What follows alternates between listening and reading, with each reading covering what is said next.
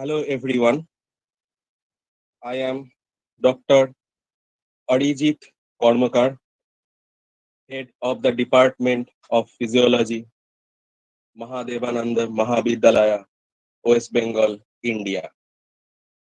Today, on 7th August 2020, we are on the last day of our international e-conference in observance of World Breastfeeding Week 2020. This international e-conference has been organized by Department of Physiology, Mahadevananda Mahavidyalaya, West Bengal, India, in association with IQAC and NSS units of Mahadevananda Mahavidyalaya, West Bengal, India.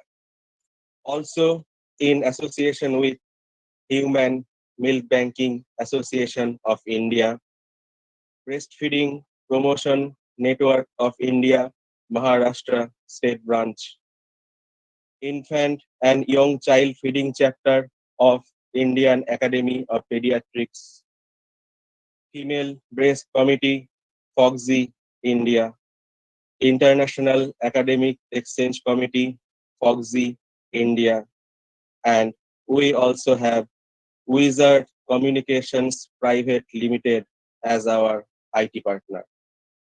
We are very much thankful to our eminent resource persons for accepting our invitation, and we are very much thankful to our participants for participating on this platform. So right now, I would like to invite Dr. Zinal to please come on this platform.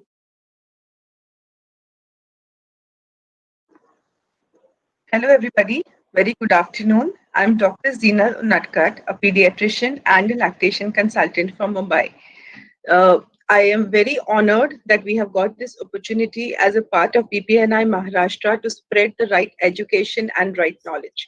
So, being a lactation consultant has been a wonderful job, which I think, I'm very happy to share my experiences. And it's a very unique and very different topic which I'm going to communicate with you all today.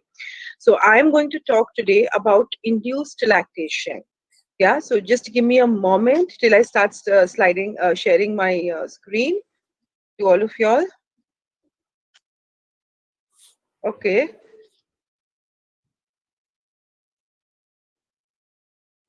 Is my screen visible? Yes, ma'am. Okay. So can you see the first slide, doctor? Yes. Yeah. So can I start? Yeah. Okay, great. Please proceed. Yes. So I would first want to thank you, Dr. Jack Newman and Dipti Shah, for helping me with few slides. I would love to disclose a disclaimer that I have no conflict of interest or I haven't taken any sponsorship, and I have abided by all the code of ethics. So thank you to BPNI Maharashtra and LBLCE for giving me this opportunity. Now, in our country, majority of women, okay, have one dream. Okay, I want to become a mother. Okay, being a mother, it is one of the biggest dream. Even when they get married, they feel that okay, I want to become a mother. I want to have my own babies. Now, this is the dream of actually having a full family, and there are some women who can't fulfill this. So the reality is that due to some medical issues, either they have or their partner has, or because of some other reasons, they are just not able to conceive. So we do come across a lot of these kind of mothers who are unable to have their own children on their own. Now, these mothers usually opt for options. Now, this is the natural progression where she conceives and where she has her own baby and she can't do it. So now our medical science has advanced so much. We all know that India has become one of the pioneer in doing surrogacy. So when normal is not normal, some women opt for surrogacy or for bonding or for adoption. So when they are doing this, why is it important that we are talking of breastfeeding?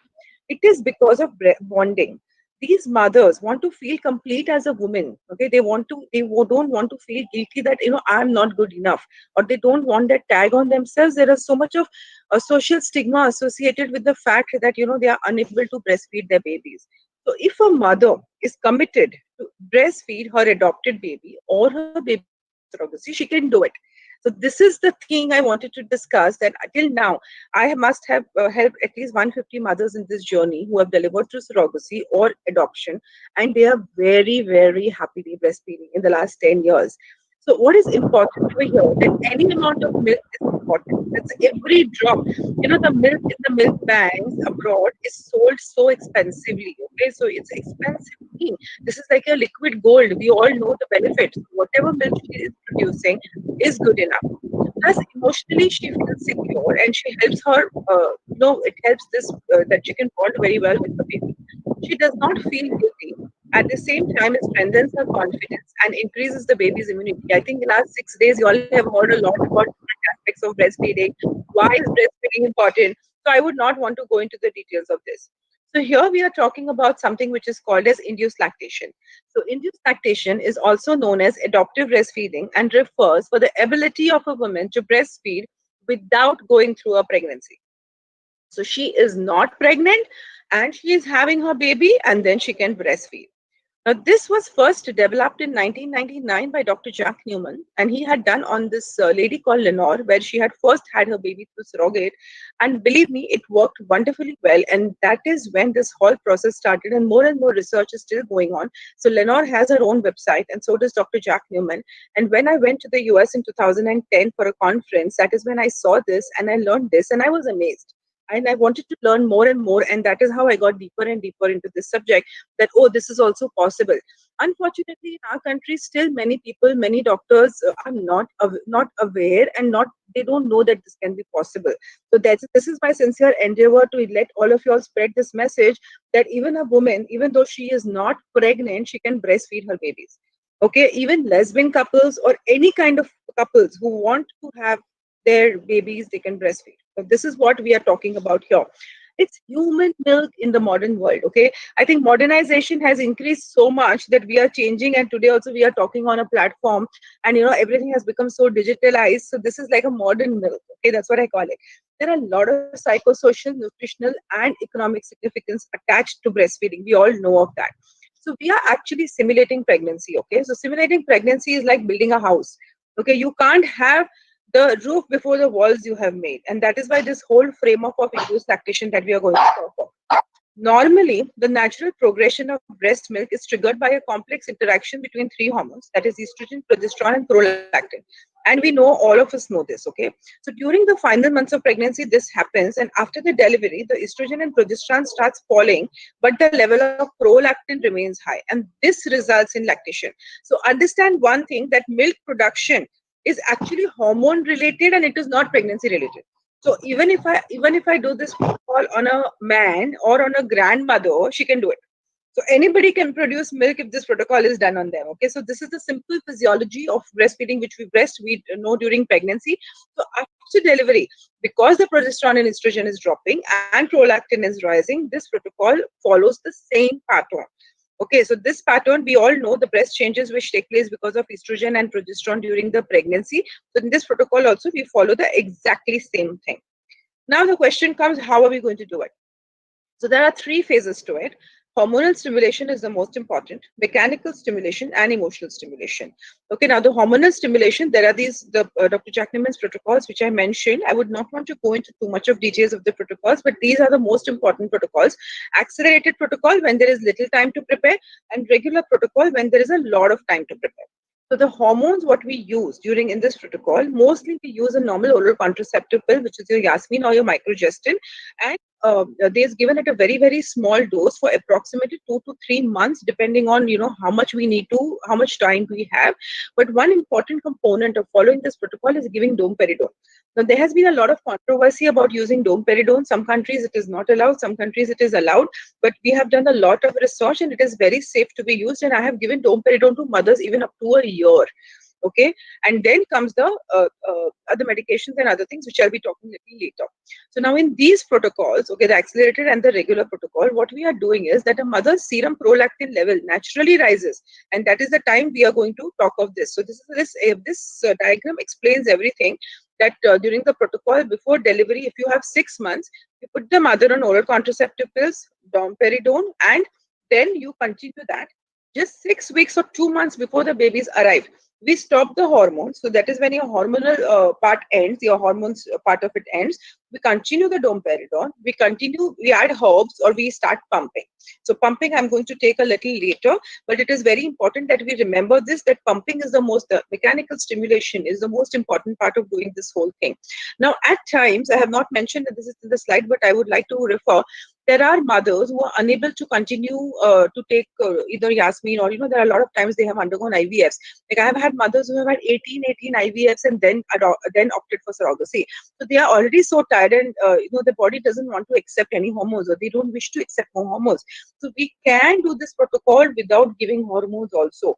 I also have a patient of Takayasu's arthritis, and that patient cannot take hormones. So there are some cases.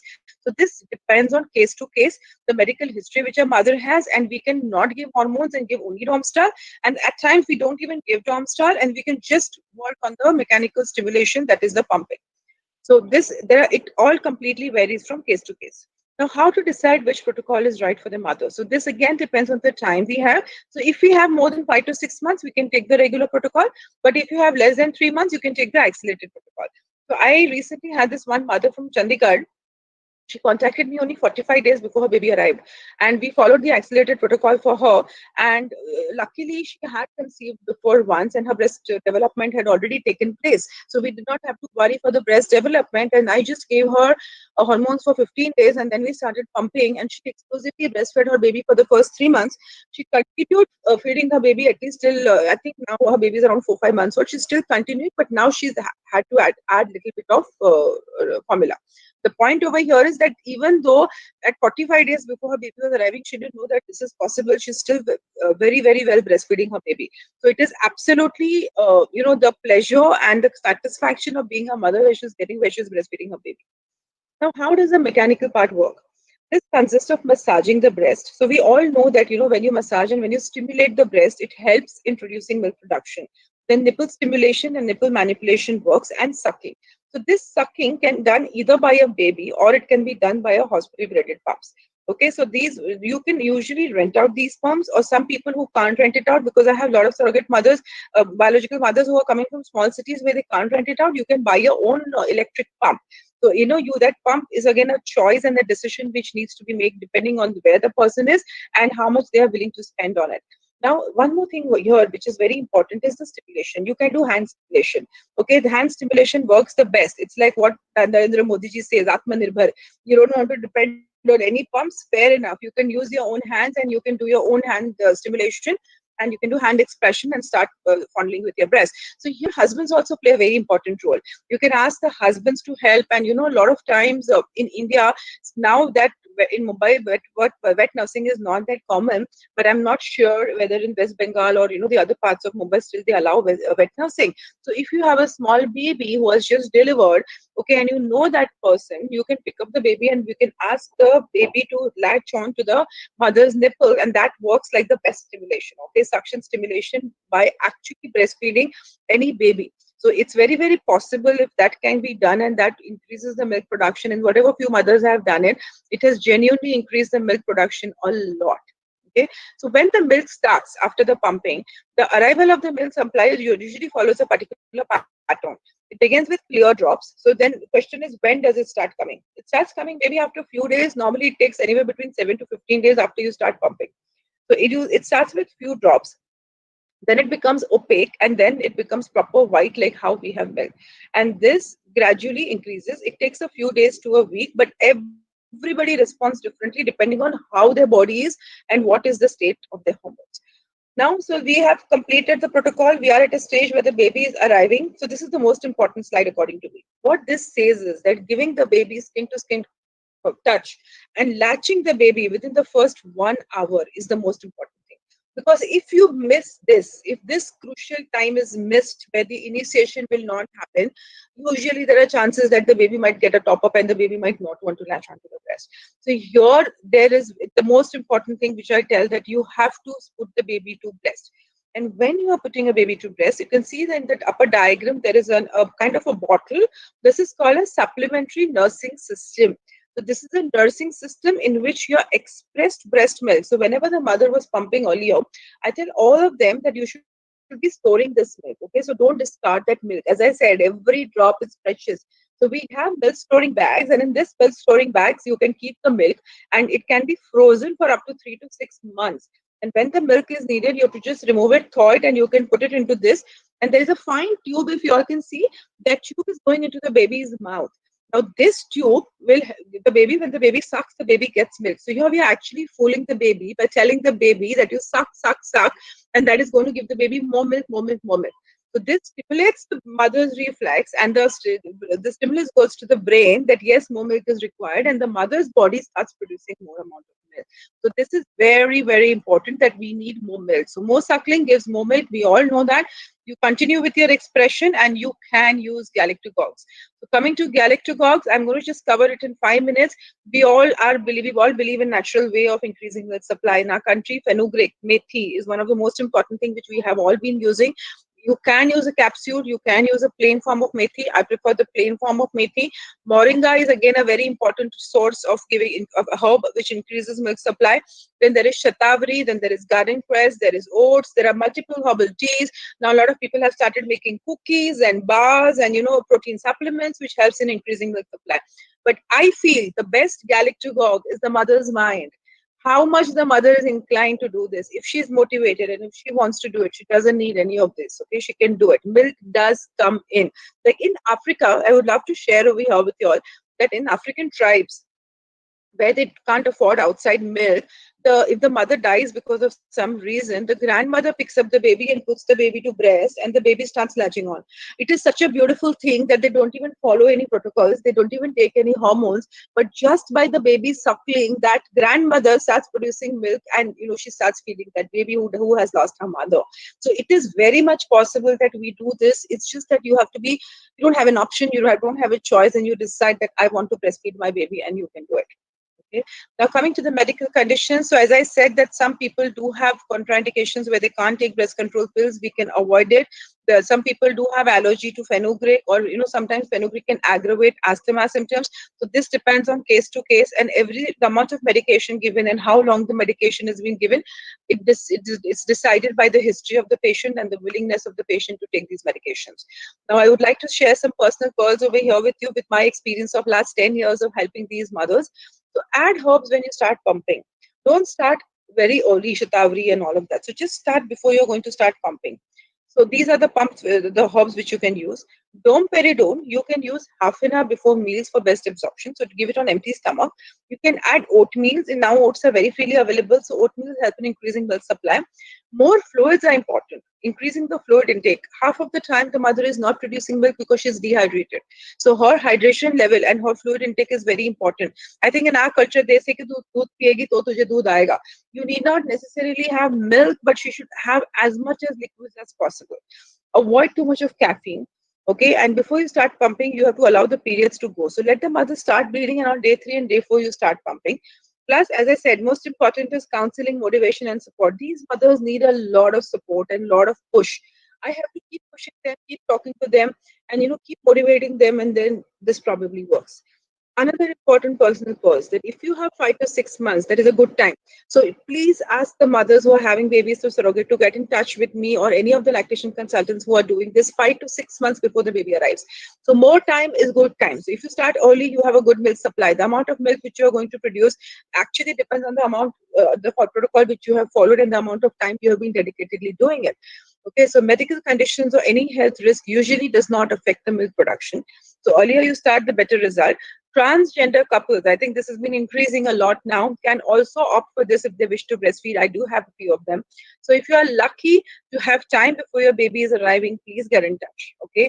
So after the baby arrives, let the baby initiate on the breast within the first 1 hour and get the taste of you. This is the most important thing. If this is missed, okay, half of the times babies might not, or babies get used to having the top up. So a happy baby is a happy mother. And then the amount of milk what she produces, it works on demand supply basis. So these are the results. I have tried to put it in one slide of the 150 patients which I have done. So the primary goal is to nurture the baby at the breast. Okay, as I said, every drop matters, and every baby deserves to have the best start in his life and breastfeed. So any amount of breast milk is a bonus. Okay, so spontaneous latch, when done within the first 1 hour, is the best thing. So these are the three more important keys.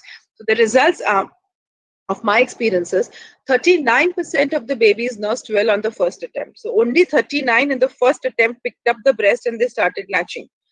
32% of the babies were ambivalent about breastfeeding. Okay, they did come, they just looked around, they said, okay, I don't know what this is, and they did not latch on. 18% babies refused the breast.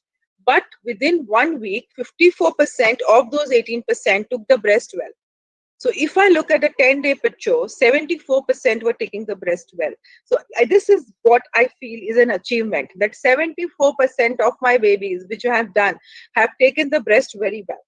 Now, out of this, 18%, okay, did not latch on, or we were unable to do the initiation and make the baby latch on because they were either twins or the babies who went to NICU. This was very unfortunate because these babies went to the NICU. And 8% of the babies actually did not accept breast, okay, even at a later date. And the main reason for this being late initiation or lack of motivation on the part of the mother, or low milk supply, or sometimes the mother could had some kind of a disease, and once or twice it was that the mother was shifted to the ICU.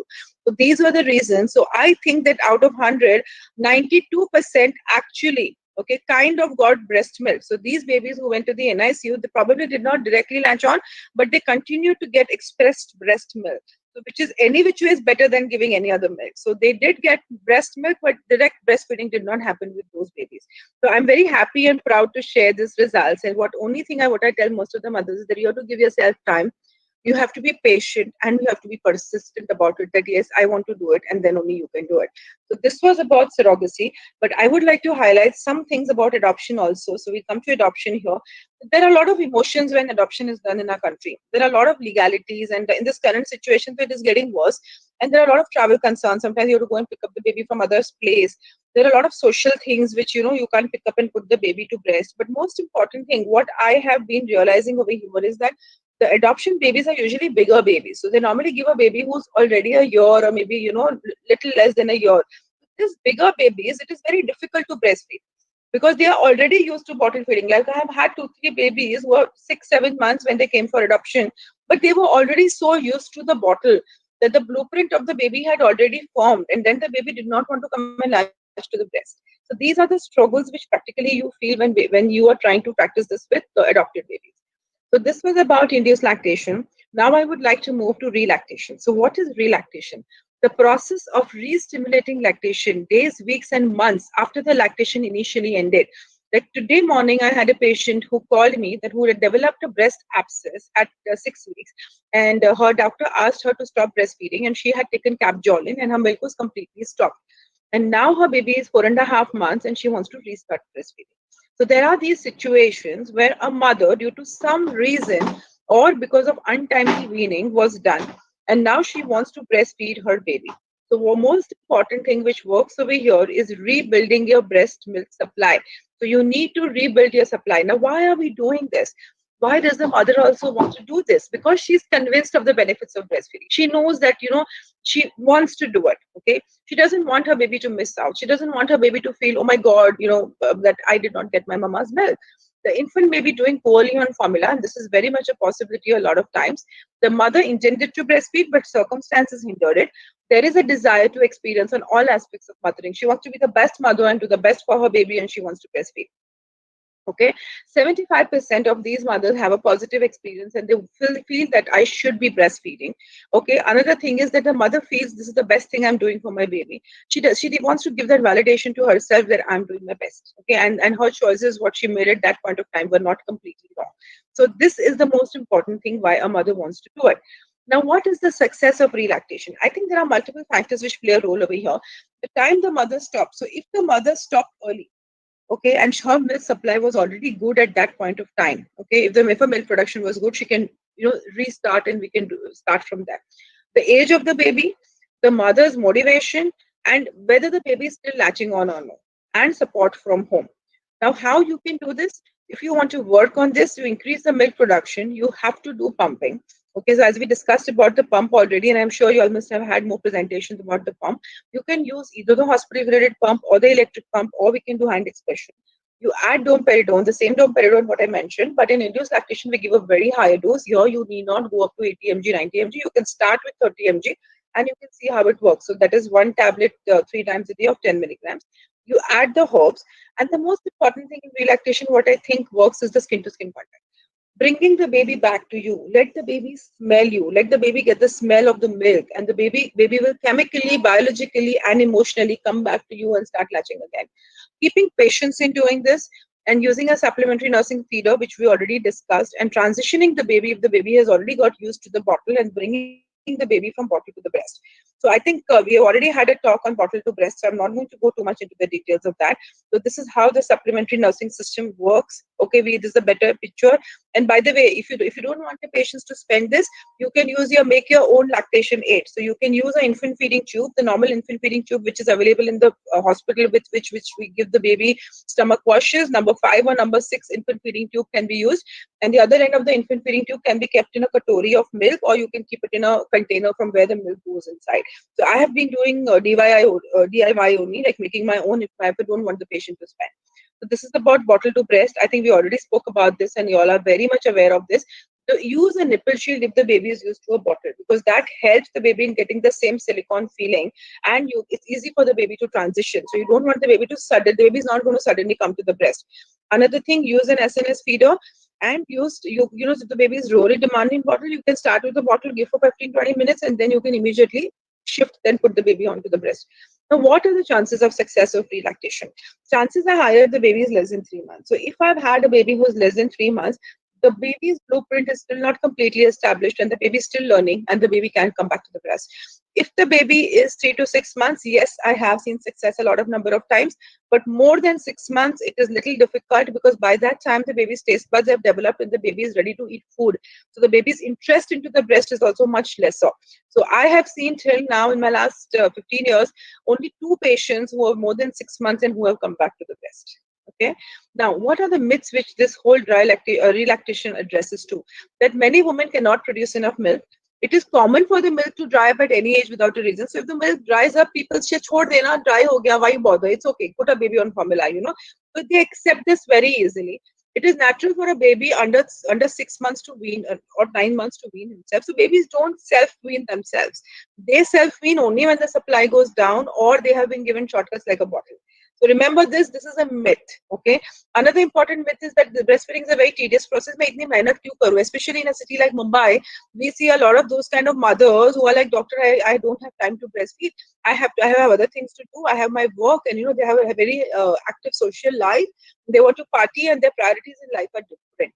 Okay, some people also feel that bottle is more easy. Okay, so they opt for the bottle because of their own convenience, and they want to pacify the baby by giving a bottle so that they are free. They don't need to come and sit and breastfeed the baby. So there are multiple reasons, and the mother kind of, I would say, selfish, who doesn't want to breastfeed her baby for her own selfish reasons. So these are the different myths which is to be breaked. And most important again here is that it is very stressful and it is not worth to relactate. So let me tell you, it is definitely worth a try. So we as doctors should be convincing these mothers that it is worth a try. You should be trying it out. Okay, and the baby do come back to breast if given enough of time, and if they are kind of given skin to skin contact. So there has to be a need of an attitude changed. This attitude change can make things better for the baby, and you do a lot of baby training along with adding your herbs and everything, and this definitely works. So this is what the baby is trying to tell you, that I may be quiet, but I have so much on my mind. So your baby wants your breast milk, your baby wants the mother, but it is we who have to decide. That baby who is born through a surrogate doesn't know that the mother is not going to breastfeed her. So give all the babies the right start, and let the babies get the benefit of the breast milk, whatever be the way the baby has come into that family's life. Thank you very much for your kind patience.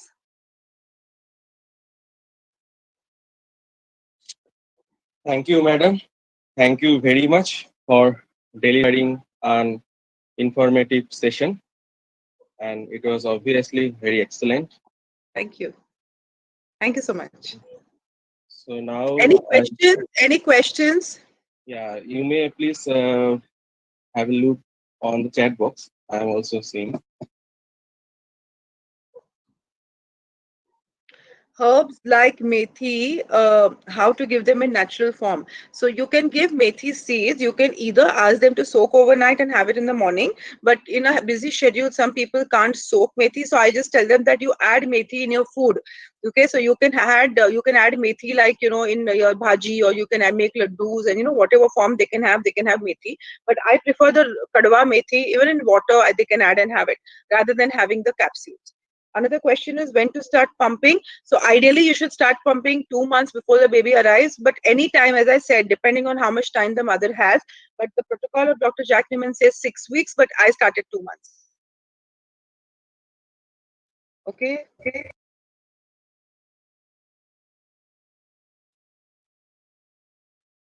Any more questions?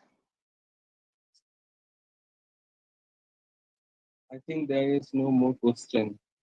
Great. So please spread this message of women who are going to deliver through surrogate, even they can breastfeed. Now, I think there is one question here that do you advise blood investigations to the mother? So, honestly, I do not advise on a routine course any blood investigations. But yes, if the mother is not producing any milk and we think that probably she want to check her prolactin levels or to check her progesterone levels, in some cases we do advise, but on a routine basis, I do not advise. So yes, Dr. Kinjal Shah, I am from Mumbai, and we can definitely get my contact details. And I think, Doctor, I will just type in my mobile number here. You can get in touch with me.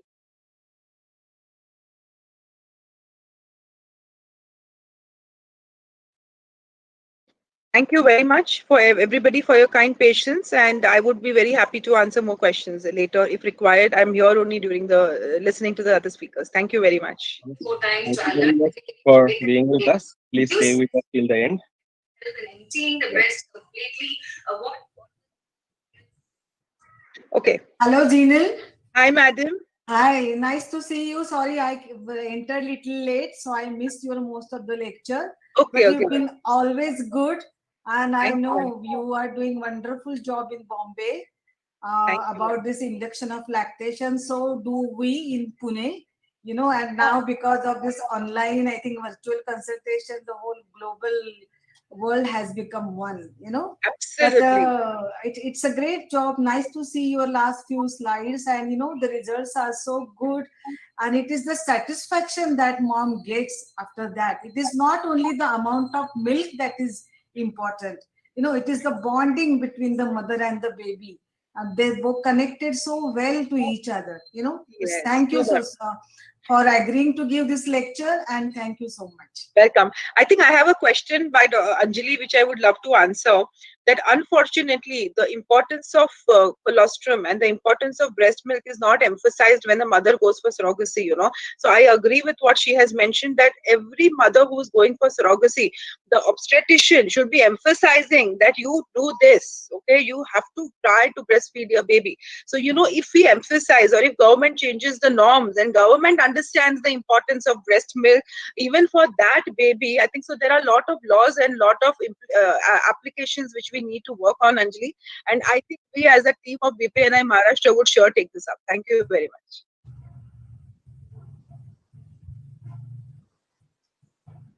Okay, ma'am. Thank you very much Thank for you. delivering this session. So now I would like to request Dr. N. Shankar to please come on the platform. Hello there, can you hear me? Yeah, madam, you are audible to Fantastic. all of us. Excellent. It's wonderful to be here. I'm joining from a heat wave currently in the UK. It's 36 degrees today.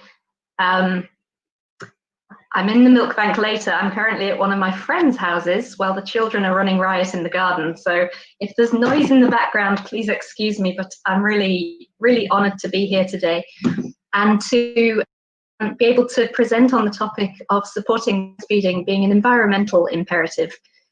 This came about from an article published in the British Medical Journal last year, now at the end of last year, that really brought to the fore the research, a very small amount of research that's been done in the past about the environmental impact of primarily infant feeding using formula. And once I started investigating this area, it's become a subject of fascination for me, and really a true honour that the World Alliance for Breastfeeding Action has picked this up as the theme for this year's World Breastfeeding Week, supporting breastfeeding for a healthier planet. So I'll guide you through that research today, but also explain what we're doing in the UK through a new charity, the Human Milk Foundation, supported by a UK Research and Innovation Future Leaders Fellowship at Imperial College London, to really understand whether milk banking can offer support to mothers and change the conversation around breastfeeding. So just to explain a little bit of who I am, I trained at Oxford University in medicine and really set out with a passion to work in paediatric surgery. This is me in South Africa way back in 2001. And I got to the stage of training as a registrar. That's still a junior doctor, but more senior in the UK, before stepping out to do a master's in developmental biology at Imperial. And then I realized, while I'd been slaving away in the operating theatre for several years, that molecular biology had really progressed, and I became fascinated with the topic of epigenetics, how the environment affects our risk of developing diseases, but also normal development. And I became particularly interested in how early life exposures can affect the trajectory of somebody's health over the course of their life. So I stayed on at Imperial to do a PhD, and it was during that PhD that I had my first daughter. And that really was the turning point for everything in my life, for lots of reasons.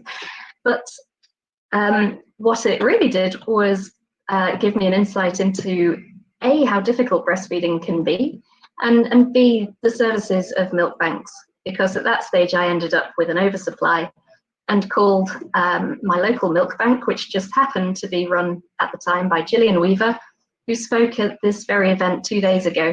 And she's one of the foremost experts in milk banking worldwide. I became fascinated just on that phone call about what milk banks can achieve. And indeed, I'd worked in Oxford, which had had a milk bank for nearly 20 years, and never knew that it existed. And the thing about milk banks in the UK, they've been tucked away, underfunded, and under-resourced for about 4 decades.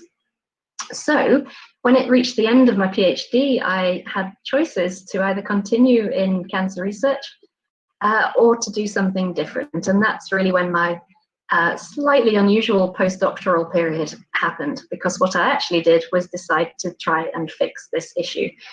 So between 2016 and now, I've worked full-time on developing the Hearts Milk Bank, which is a new model of milk banking for the UK, aiming to provide equitable access to donor milk and put in the research that's so evidently missing from the sector. In 2019, in the middle of last year, I was awarded the UKRI Future Leaders Fellowship, which finally brought, much to the relief of my husband, a salary, but also it gave a huge amount of credibility and, more importantly, the funds to do a large body of research. So the idea behind the Hearts Milk Bank, as I alluded to, was to provide equitable access to donor milk on the point of need, primarily for very sick, vulnerable babies in hospital. The idea being that if we could provide assured provision, then we would be able to do the research necessary and really drive change around why human milk is so essential for any developing baby. Within the first month, we were absolutely inundated with mothers wanting to donate their milk.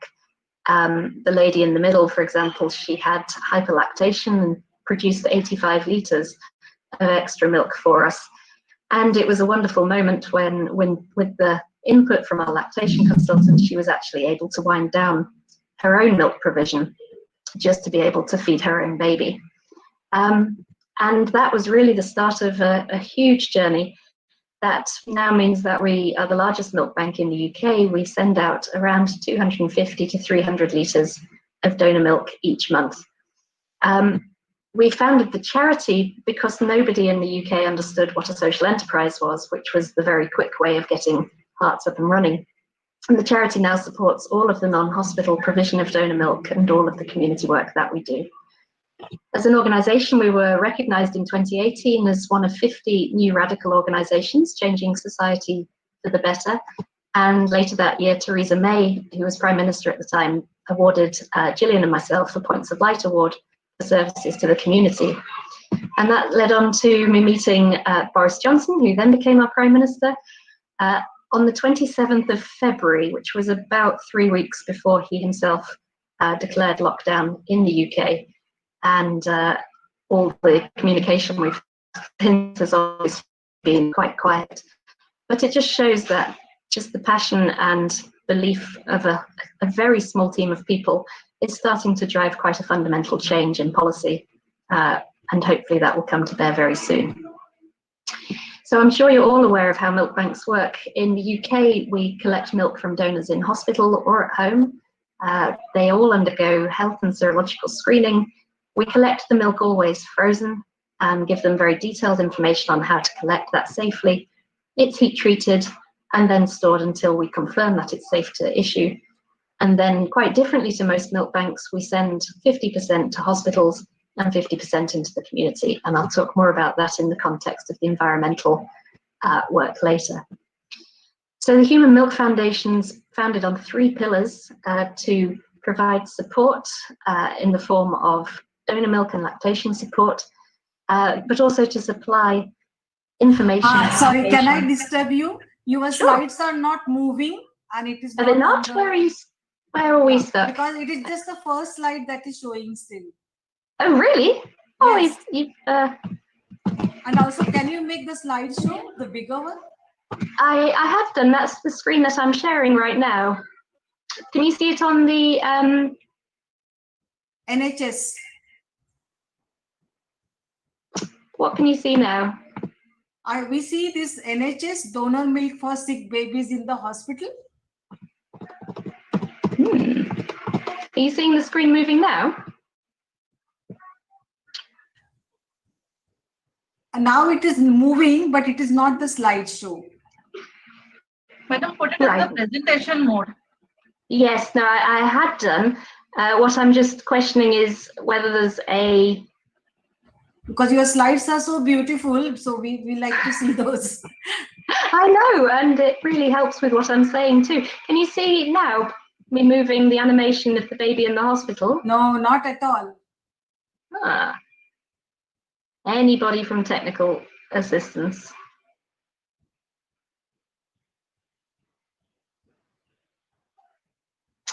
So I'm... Madam, shall I present your slide on behalf of you from my end? You can do, yes. But it's strange. Hang on. I'll stop presenting and try presenting it again. Please try again. I'll present my entire screen. Hang on, here we go.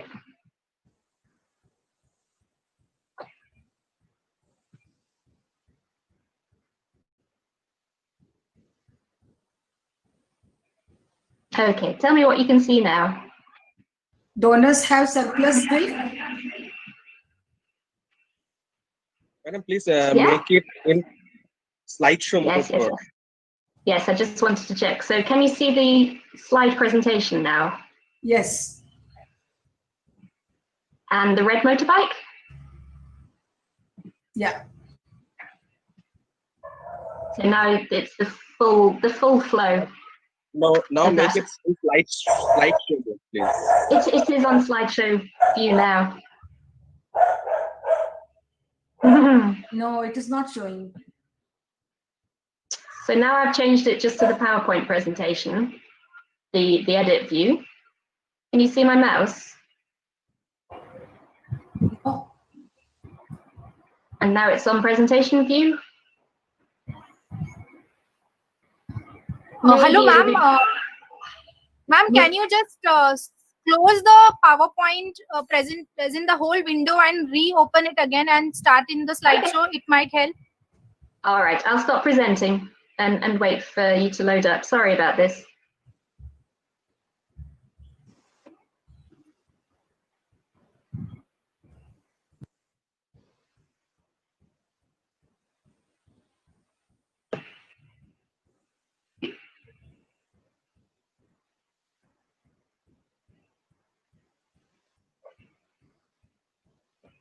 Dr. Arijit, can you hear me?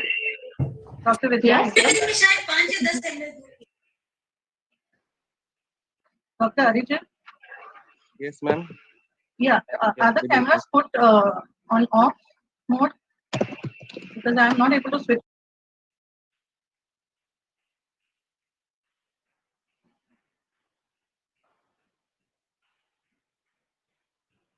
Hello, ma'am.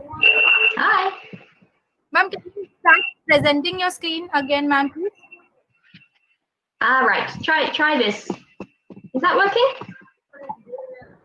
Yes, ma'am. It's visible. Yes, ma'am. Now it's full screen. Fantastic. Okay. I think it was sharing the wrong aspect. My apologies.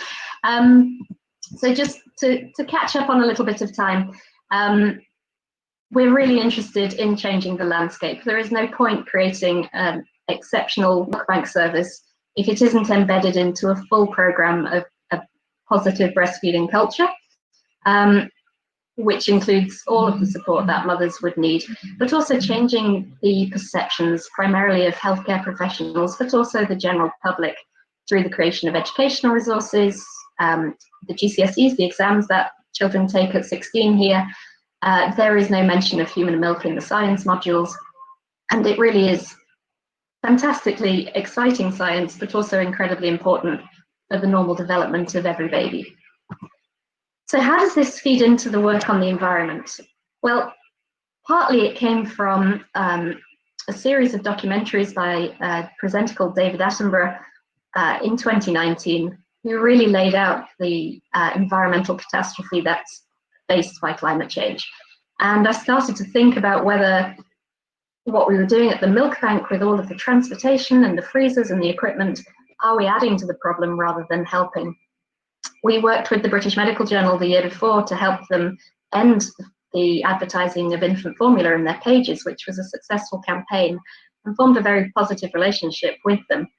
And the BMJ wanted to focus on climate change and infant feeding and asked me to write the editorial to bring together what was known about it. And that came out in October 2019.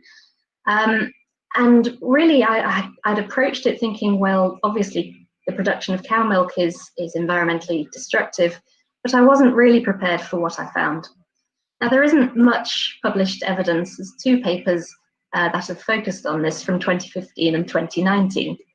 And what they showed was, indeed, dairy production is destructive in terms of the deforestation that's needed to create pasture land, the methane produced by cows, and methane as a greenhouse gas is 30 times more destructive as an environmental warmer than carbon dioxide. But also stunningly, the volume of water that cows need on average in their drinking, in washing down the milking yards, and making sure that they have enough to eat, can total 940 litres of fresh water for every litre of cow milk produced. And considering that formula is based on powdered milk, from which only 200 grams come from a single litre, then it takes nearly 5,000 litres of water to produce each kilogram of powdered cow milk as the basis for most infant formula. And that's a huge volume. Some of it obviously returns to the water cycle, but not all of it. Industrial processing. Now, we all know that infant formula, powdered cow milk, is not nutritionally adequate for the needs of developing babies up to a year. And so to get around this, formula has lots of ingredients added to it, primarily vitamins and minerals, but also fats. And those fats are derived from fish oils, from fungal oils, and increasingly from palm oil and coconut oil, each of which carries a large environmental burden. One major formula producer was expelled from the Palm Oil Sustainability Council, which is an international body looking to seek sustainability in how palm oil is generated. They've since been readmitted, but it shows some level of the discomfort of the behavior of these companies. But the information that's published has some major gaps. The last paper that was published on the waste produced from infant formula was in 2009, and that showed 550 million tins globally discarded into landfill. Now, given that the industry has more than doubled in size since that report was published, we're looking at nearly 1 billion items of waste just from the tins. And that's not including the plastic from packaging, from the ready-to-feed formulas, and so on. It didn't consider the energy costs for producing formula safely at home, heating the water and so on, but also not from the transportation. And when we look at the major users of formula over the last 10 years, the rise of formula use in China has been of particular concern. More than 2/3 of babies are now fed with infant formula in China, and they don't have a dairy industry. So they import powdered cow milk or fresh milk from Australia, from New Zealand, but also from Ireland. And the air freight impact of that is absolutely huge. So taken together, Carlson in 2019 in a WHO and Gates funded study estimated that for each kilogram of breast milk substitute, approximately 11 to 14 kilograms of carbon dioxide equivalents per kilogram were put out into the environment. Now, on average, 21 kilos of breast milk substitute are needed to feed babies up to 6 months. And then we look at breastfeeding. Now, everything we do in life has an environmental impact, and breastfeeding is no different. Mothers need to eat more calories. So what the scientists did is that they looked at the average calorie intake of 6 different countries, but looking at different types of diet, countries that were primarily vegetarian, countries that were primarily meat-based, Western processed food, and so on. And from that, they then calculated an average of the energy input for the additional calories needed up to 6 months.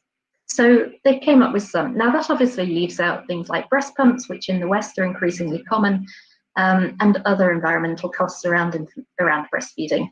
But even so, on average, the net difference between breastfeeding, formula feeding a baby up to 6 months is over 100 kilograms of carbon for each baby. And when you think there's 130 million babies born every year, of which 60% are formula fed to 6 months, then this is going to add up to a monumental environmental impact over that period. And that's only literally half of it. More than 50% of carbon emissions from the formula industry come from the production of follow-on formula. That's formula designed and marketed to be provided for babies over the age of 1 year, which the WHO has declared is both unnecessary. Babies can simply be fed with foods from their family's table, standard weaning foods or plain cow milk without additional products being necessary. And there's a concern that these products may actually be harmful. But the formula companies took this paper and actually used it to declare how sustainable they are. One company highlighted that they had a completely carbon neutral plant in Ireland, and this was sadly just not true. But rather than tackle the problems and try to address them, all that seems to be happening is a different slant in marketing to highlight how sustainable they are. And I think it's really imperative on all of us to hold them to account for this aspect of their marketing, as well as the unsafe claims that they make about infant health. So what happened with the article? Well, the editor of the British Medical Journal, Fiona Godley, backed it up with an editorial of her own. And within the first day, the tweet about the editorial was seen 1.4 million times. And other articles started to be written. In the UK, it was in every major newspaper, some good, some not so good. And some of the headlines were quite antagonistic. And what I learned from this is that it's very important when writing about anything to do with public health to get the message into the title of the article rather than buried away in the final paragraph. Because what the editorial was really asking was government to commit to creating a culture that was supportive of women's wish to breastfeed. In the UK, as you well know, we have some of the lowest breastfeeding rates in the world, and that's despite over 90% of women wanting to breastfeed when asked during pregnancy. The same ratio, 9 out of 10 of those who start breastfeeding also stop before they wanted to or planned. And that's largely because of the society that we live in and its attitudes towards what breasts do. So a week later, Amy Brown, professor at Swansea University, and myself wrote another piece for the conversation based on this article, and this time we put it into the title, that breastfeeding can help with the climate crisis, but it really is imperative for governments to back all of the grassroots organisations and charities that are trying desperately to make a difference. There was an obvious reaction to this article. I've published a fair bit before, but I've never had the amount of vitriol directed at me afterwards. And some of it was quite personal. But when I look back at that, the reactions were really, and please excuse these slides, my children got involved at this stage of the presentation. The angry birds were primarily those with a vested interest in the status quo. So the Fed is Best lobby, if you could call it that. The dairy lobby, obviously, were not big fans, and lots of pointed emails after that. And then there were individuals like a single male psychologist from New York telling me that I was putting women's lives at risk by potentially worsening their postnatal depression. And I took this quite personally at the time, because to have a man tell me, as a mother of 2 children, how a woman feels after giving birth was really quite challenging.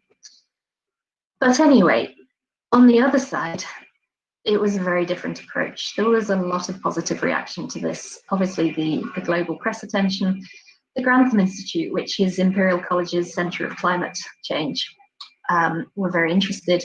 I became a fellow of that, and we're doing a lot of collaborative work together. The World Alliance for Breastfeeding Action, obviously a huge support to everything we do at the Human Milk Foundation. And there has been very little challenge from anybody from a scientific basis of what was presented in the article. So in conclusion to that part of my talk, really infant formula companies have an imperative upon them to change how they operate to become more environmentally friendly, rather than simply shouting with tweets of their managing director wearing a green-based t-shirt on Twitter that they need to do something more substantial in this space. So what are we doing at the Hearts Milk Bank? Are we actually, through milk banking, adding to the environmental burden? This is a picture of one of the babies we supported, Sarah. Her mother had polycystic ovary syndrome and really struggled to establish lactation with her first baby. It took her months of mixed feeding to get there. And she contacted us during pregnancy, terrified that the same experience would happen again. So we worked with her antenatally, but also postnatally, with a feeding plan and a very limited volume of donor milk to act as a supplement without needing to use infant formula. She required 3 litres, so the first month of supplemental feed, before the mother completely established her own lactation. And this is a story that's replicated time and again.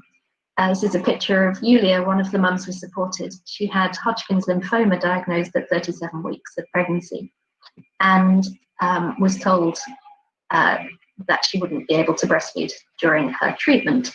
She fed her son for 2 weeks, and then baby Ivan was fed from the milk bank for 3 months until she completed therapy, and at that stage she was able to relactate and continue feeding him. And this slide is slightly out of date now, because we've got 2.5 years experience now. We've supported 130 families, and all babies that we've followed up have had normal growth and development, which is a particularly important thing to understand given the processing that donor milk undergoes. But what has really stood out is the positive impact on maternal mental health, with several mothers saying that they felt supported enough to avoid postnatal depression, and we're doing formal psychological evaluation on recipients now. And critically, half of these mothers were mothers who were struggling with breastfeeding, and donor milk was used as part of lactation support. And 70% of those went on to establish full feeds, which in a country where more than half of babies are exclusively formula fed by 6 weeks after birth, that's quite a big deal. So when I look back, only 3 litres of donor milk was needed on average for each of these mothers postnatally. It's been really interesting working with the Indian Milk Bank network and hearing the experience there, because such small volumes are needed in the Indian milk bank infrastructure to help support mothers to breastfeed, only 100 mils on average. And this is really because the intervention comes early, whereas in the UK, multiple insults have happened to that mother before she seeks lactation support. So I'll just gloss over that. This was the basis for work that we did with the Centre of Environmental Policy at Imperial College. They run a master's course on environmental sustainability, and these 6 incredibly talented and diverse students came for 3 months to do a complete life cycle assessment on the work of the Hearts Milk Bank.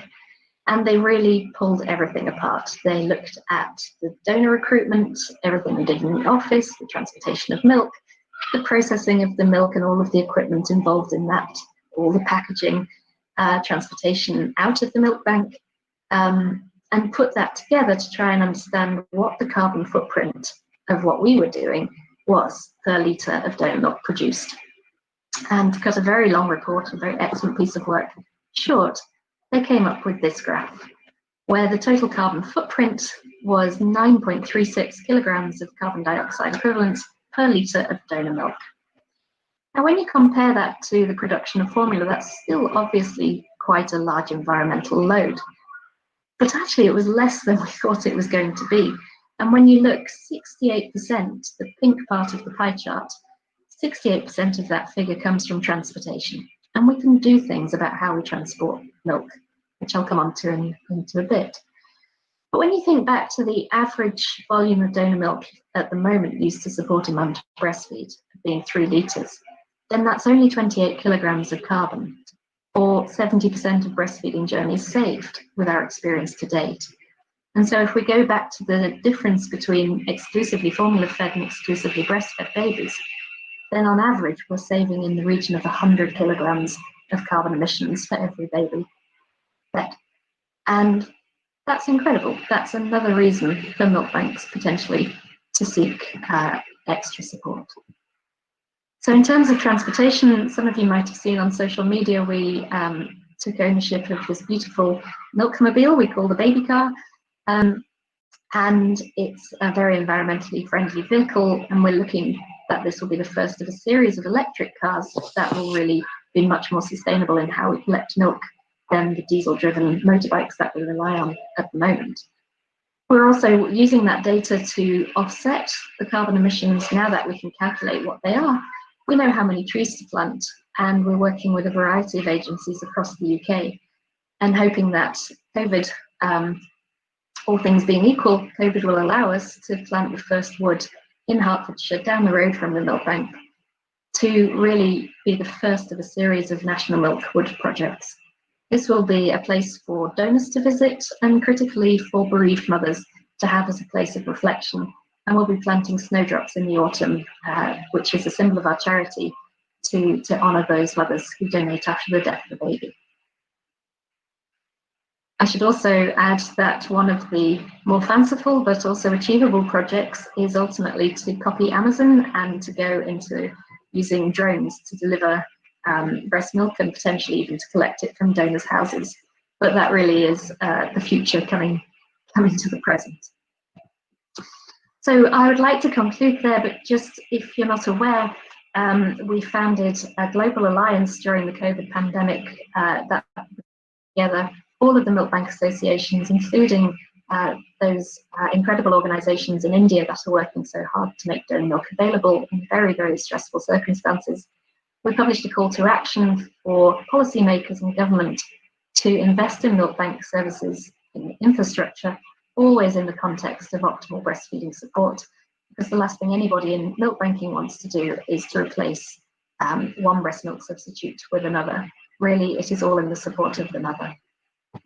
And so I'll leave you there with an image of everybody from our last Christmas party. That was a very sunny day in December last year. All of our volunteer couriers and everyone working in the milk bank. We didn't know what was around the corner, but I hope that we've responded adequately. And I'd welcome any questions. Thank you.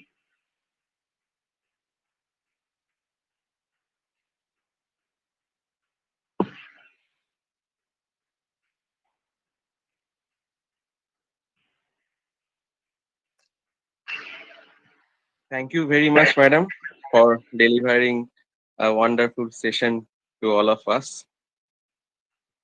Thank you. I apologise for the technical glitch. I'm just looking at the questions. Shall I answer the questions on the chat? Yeah, ma'am. please. Okay, there's a question, how do you maintain the milk supply to the Hearts Milk Bank? That's a really interesting question because we have struggled at times where we have literally had empty freezers and been defrosting milk as soon as it arrives. That's largely when we've had extra demand from hospitals as well as the community at the same time. But one thing COVID has entrenched is our ability to recruit donors from the local community, and everybody in the UK and globally, this has been matched in a number of different countries. They want to contribute something. And so part of that for mothers with extra milk is to be able to donate that milk for very sick, vulnerable babies, but also for the mothers who need that support as well. And that message is getting out more often. So we've never had difficulty recruiting donors. It's one problem that we have actually, in that whenever we're put a Facebook post up or wherever we're featured in media, I was on BBC News last week, and the phones haven't stopped ringing since then, which is wonderful, but a slight roller coaster to manage. In this case, Dr. Abdulbir Singh has taken insurance. But patient was treated by other. Dr. Tiwari, please put your microphone off. Hospital was also not insured. So insurance company denied. I'm struggling to hear that, Dr. Tiwari. Is it possible to write it in the chat?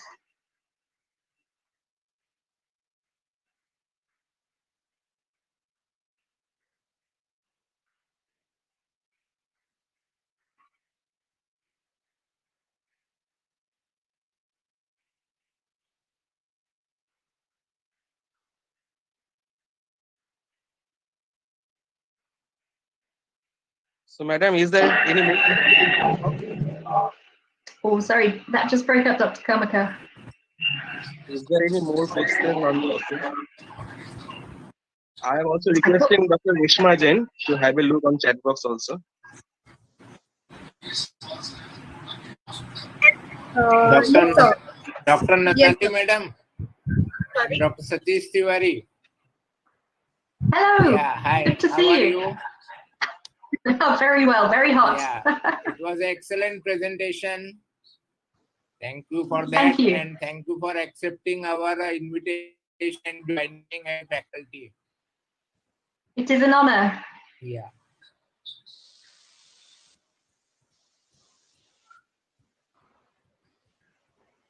hello, ma'am.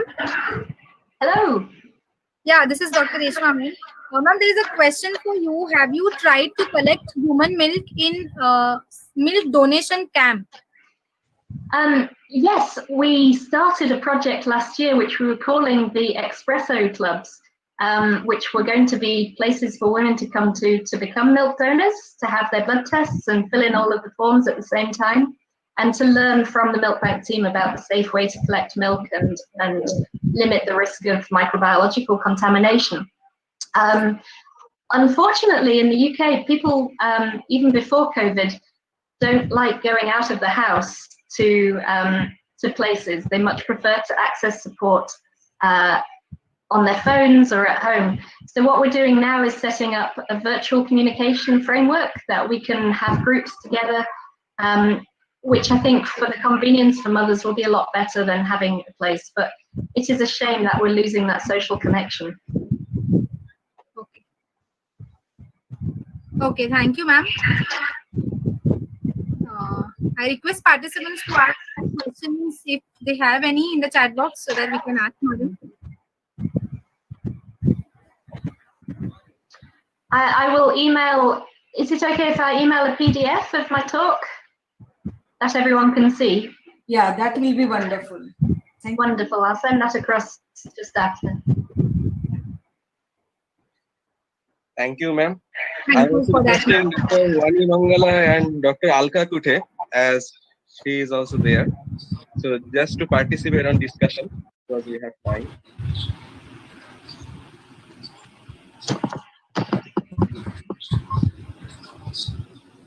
So Natalia, you are based in UK in London. Yes, yes. So how much milk do you get the collection every day in your bank? How much milk do we bring in? It's working out at the moment as about 75 to 90 liters over a week. Over the week. Okay. Yeah. So, which hospital you are connected to? Oh, we're not connected to a hospital. That's the very unique thing about our milk bank, is that we're based at a research institute. So we have laboratory space there and offices. But when we go to hospitals, we need to travel to them. Oh, so you are not connected to the hospital. So whom you No. provide then the milk?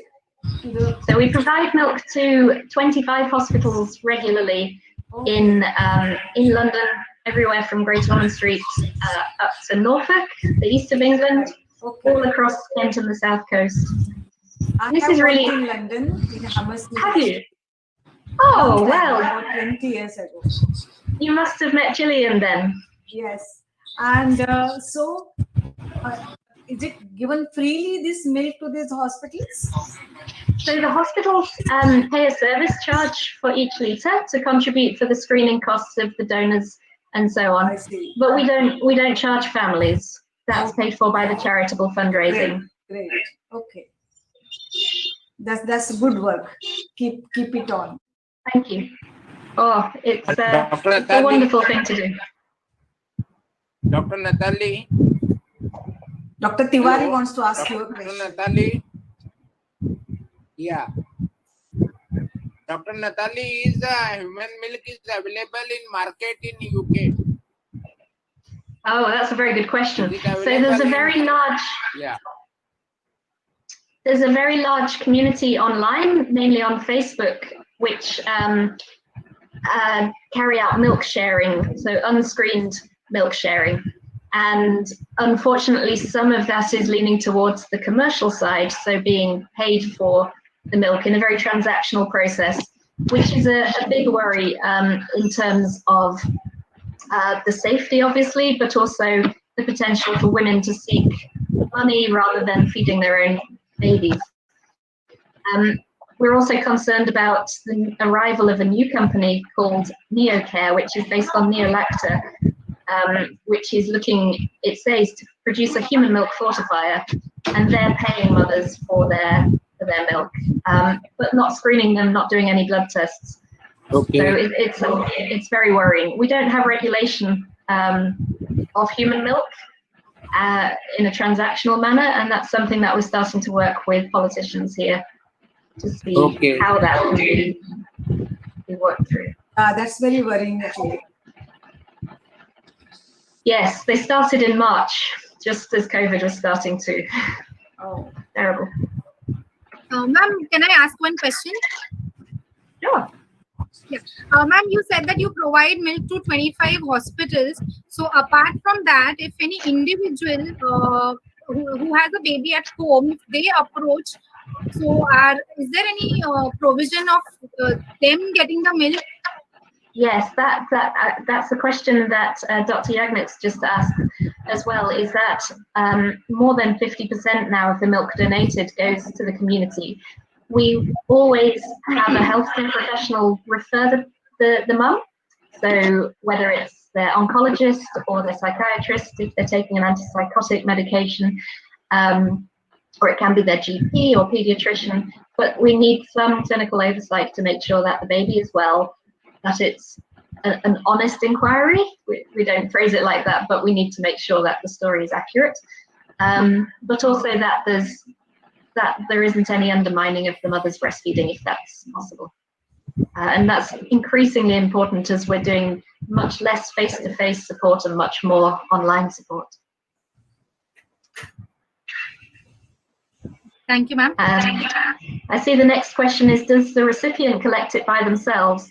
And the answer is, we work with a network of motorbike charities who come to the milk bank and take it off using safe insulated packaging. But sometimes, to take the pressure off them, we ask parents in the community if they're close enough to come and collect it. And I have to say, it's usually the fathers. It gives them something very tangible to do. So often my Saturday mornings involve having a queue of men outside the milk bank waiting to pick up the litre of milk for their partners. And that's a really wonderful thing. During the height of COVID, when we were in complete lockdown, we had one dad come all the way from the Isle of Wight, which is about a 4-hour journey, for his baby who was on the NICU at that stage, but the hospital didn't have a donor milk provision. So he managed to somehow get onto the mainland and come across, which was quite interesting. but the baby did really well, and the mum went on to breastfeed.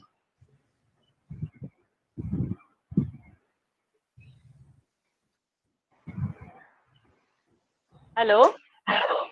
Hello. Can I speak? Yes, I can hear you. You know the problems with the word bank.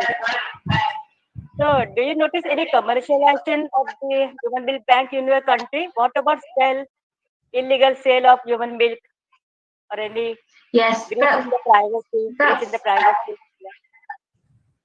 Yes. So in terms of the commercialization of human milk banking, yeah. So that was one of the major reasons why we worked so quickly to get Heart set up with Gillian's oversight. Is there's obviously several companies that are completely for profit, who are making donor milk, but they're not donors, they're paid, so it changes the terminology. Obviously, Prolacta makes a donor milk long life product. They've given us assurances that they won't be marketing that in the UK, but I don't know how long that's going to last for. But because the milk banking infrastructure was so weak and so disparate, there wasn't a central voice that could advocate and raise the profile.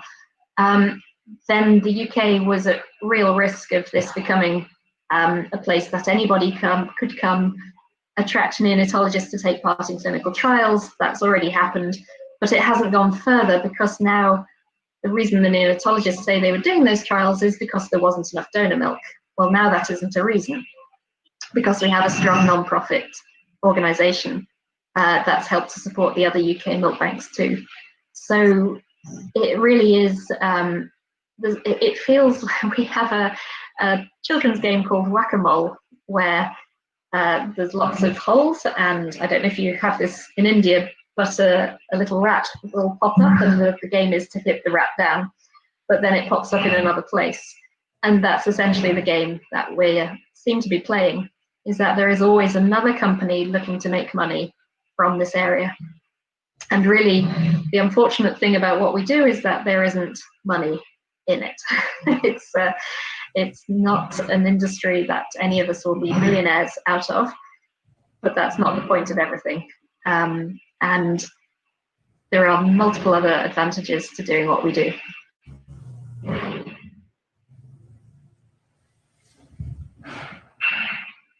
Oh, I think you're just on mute, Dr. Kutte.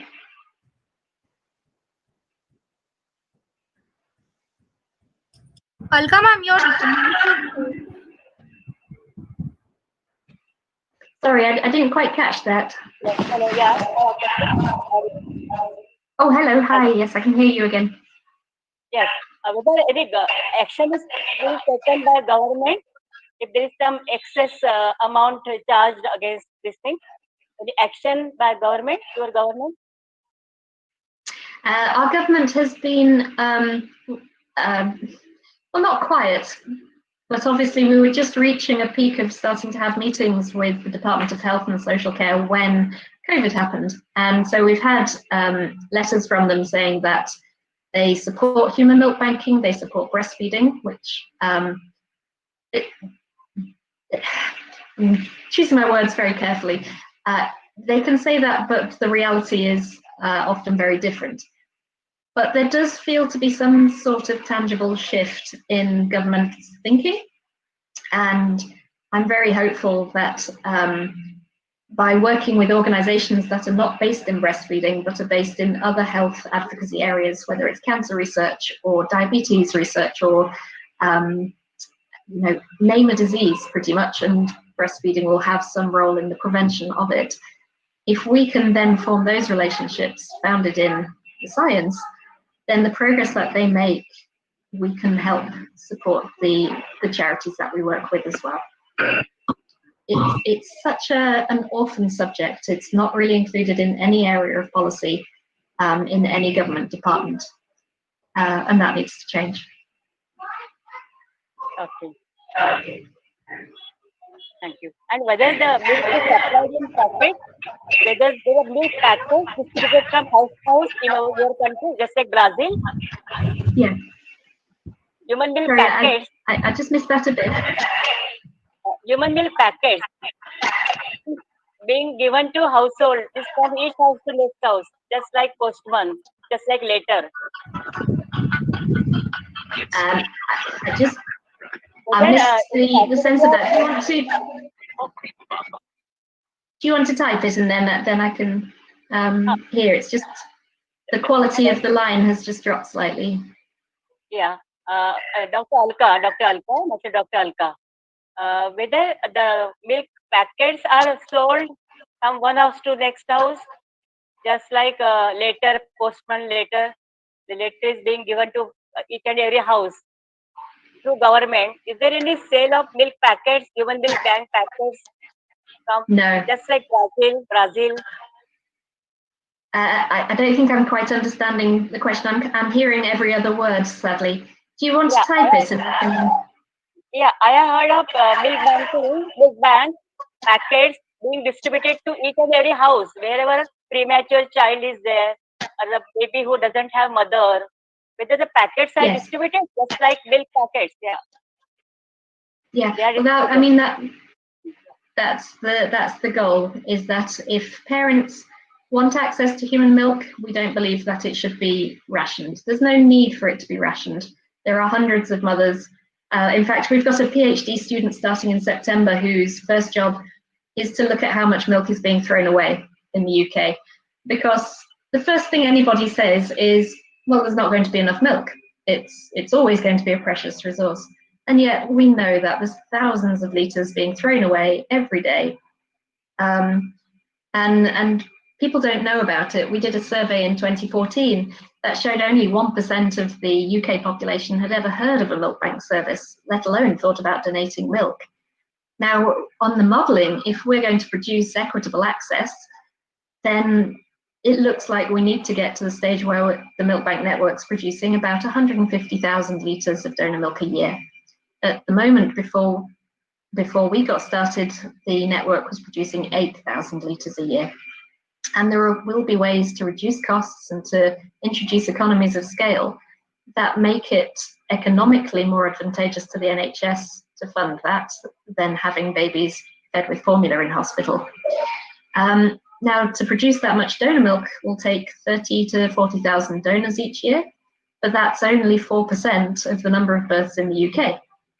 So then it becomes achievable, because that's exactly the same number that give blood across the population. And I'm fairly sure that given lactation's on a bell curve distribution of how much milk is produced, there will be a subset of women with copious amounts of milk who are very happy to give that surplus to help other mothers. Okay. My pleasure.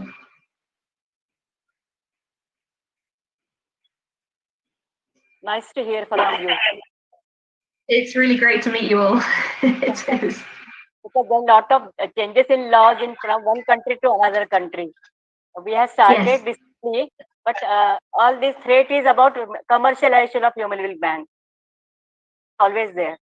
So well, Gillian has told me how strong the Indian government has been on clamping down on stopping the commercialization. Is that your perception? Yes, we are trying our best to government. It should not happen in our country. Yes. It would be wonderful to be able to explain that to our government, that things don't need to be the way that they are here at the moment. We were due to present to Parliament about the commercialisation of human milk just before COVID. So this meeting has reinvigorated me to make sure that meeting gets back on the agenda.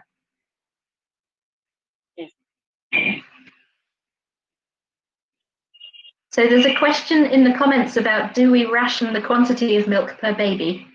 And for how long, for how many months do you provide? So that's a really interesting question. When we first started, we treated each family as an individual case, and obviously the need for donor milk would vary from a single 50 ml container to 4 months of donor supply. In fact, we had one baby with a metabolic syndrome whose mother couldn't breastfeed, who we fed for over 9 months. But that was a very unique situation. That obviously became unsustainable. And it was also very difficult on the team to work with parents to manage their expectations about stopping. And because this is all paid for through a charity that's actively fundraising, it became quite a strain. So we appointed a prioritization panel, and that was a team of doctors, of parents, of ethicists, psychologists, pharmacists, and people from the milk bank team and the breastfeeding community to really look at this and put some guidelines, some framework around. So what we do now is for mothers who have no chance of breastfeeding, we offer 4 weeks of exclusive donor milk use. And then we offer several more litres to help them introduce formula slowly and safely. And that then helps the communication antenatally of how this is going to go. And what we find is that most mothers are so surprised that this service is available that they would happily accept, a week or 2 weeks or just that first feed. For mothers who are being supported to breastfeed, that's a much more variable feast, but it's usually much smaller quantities of donor milk. So it may be up to 30 litres for a mother who can't breastfeed, but on average 3 litres for those establishing breastfeeding. I think the really important thing to say is we don't know if it's safe to feed just donor milk to a baby. If they're fed for more than 3 weeks, we ask the parents to give multivitamin supplements as well. But given the impact of pasteurization, we don't know if it is going to lead to long-term consequences if the baby's fed for many months with just donor milk. Looking at the experience from America, where that's been done for some years, we don't think it's a problem, and it gives us confidence to keep providing that service. But it's always good to be mindful that there might be adverse outcomes as well as positive outcomes.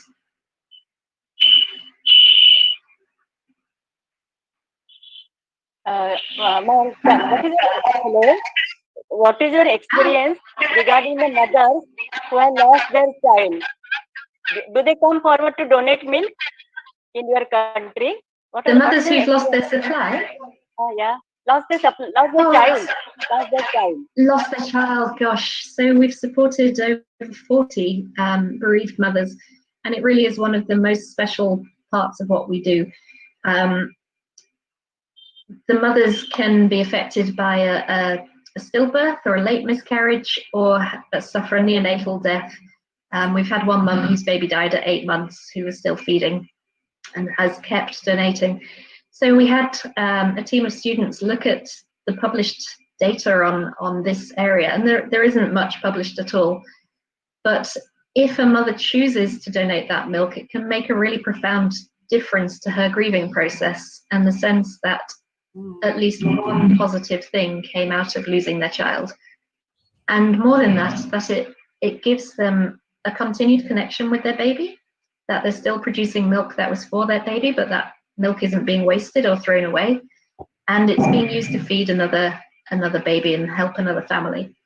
And to know that their child had an impact beyond their own family, even for just a few days or weeks of their life, makes an absolute fundamental change to some of these mothers.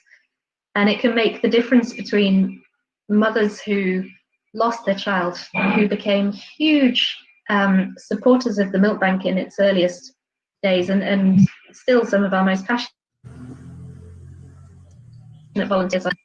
But we know mothers whose babies died and they didn't even know the milk bank service existed. They weren't offered donor milk, their babies died of neck. And it's that uncertainty that lives with the mothers. And especially around neck, because obviously there's 3 Cochrane reviews now showing that human milk helps to prevent neck. But we know that babies who just have their mother's milk will sometimes develop neck. But if you don't know whether that would have helped, then it leaves an uncertainty that just lasts forever. And it doesn't need to be that way. You know, it just takes the logistics, the support of the milk bank to be able to make it equitably available. And we had one mum whose baby had died, but they had received donor milk. And the way she approached it was, I knew everything that could have been done had been done, and it was just a terrible thing. Whereas you compare her to another mother whose baby didn't receive donor milk, and she'll never know whether it would have made a difference. Yeah, that's really this morning, Alka, I gave the lecture at Symbiosis College, and one student asked me the question: if the baby dies, what the mother do with her milk? Okay. So I was surprised. The college student, doing MSc nutrition, he was asking the question. Wow, so, that's amazing. Well, I think there is so much awareness, and yes, because we've been doing a lot of awareness programs in the community, society, and it is showing off, and I was very happy to listen to that question. That's remarkable. Well, we published in 2018, and there's been quite a bit published since then from, I think, Australia and Ireland. I don't know if India has had a publication about it. It'd be really interesting to look at the attitudes and the perceptions of mothers going through that. Yeah, I think India, we lack in research a little bit. We have a lot of clinical stuff, but research-wise, I think Dr. Tiwari sir is here, Alka Kuthe madam is there, Dr. Vidya Jadhav, Reshma, even this young generation. We need to, publish our data more. We need to do more research. Well, that would be amazing. I mean, one of the joys of the Gamba group is looking at the academic collaborations starting, and if we can help supply questionnaires or any support into that process, then please, that would be amazing. It's having the time. That's the issue. Is finding the time to publish. Finding the time and the funding, both. Yes. How do you find that?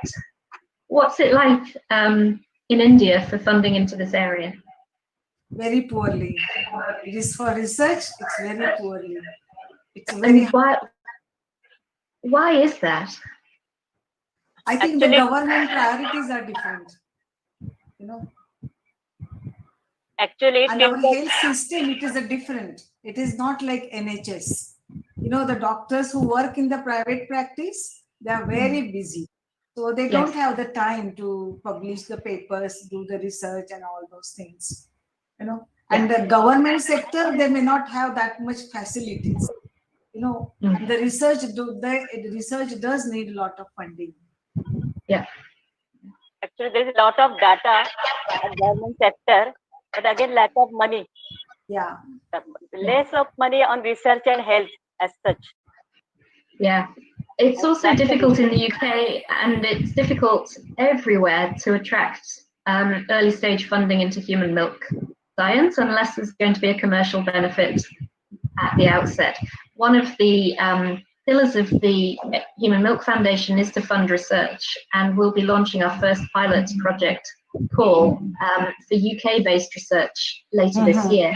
But what we want to do is to drive towards making that an international set of projects as well. Okay, great. So that's what we're doing all the bake sales for at the moment.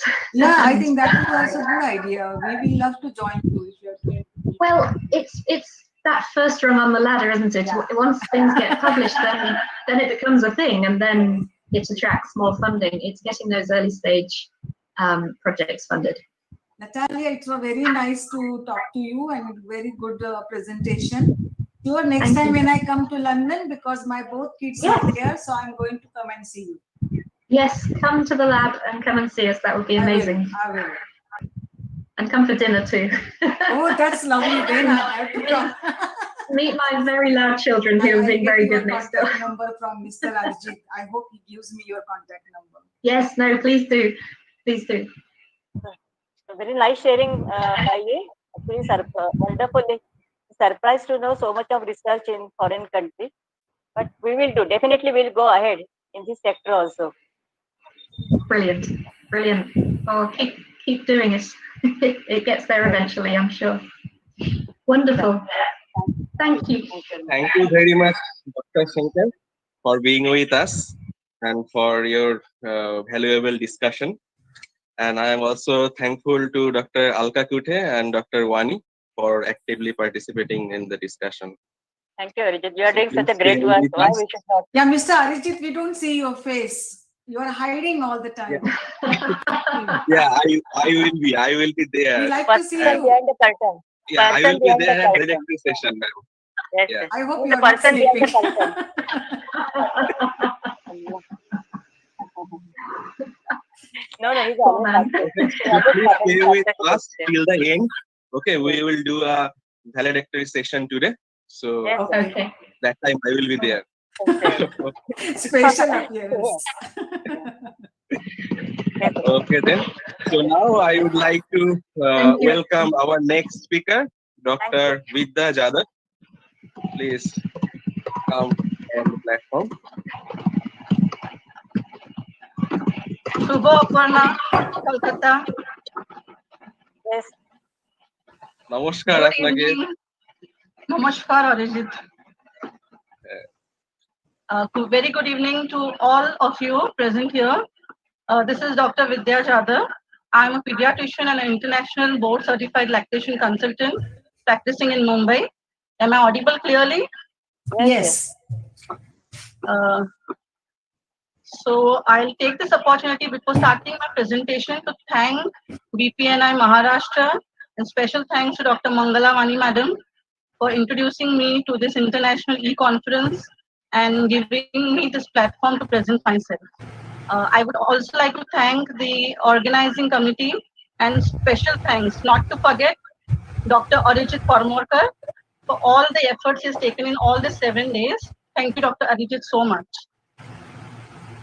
So I'll just start my presentation.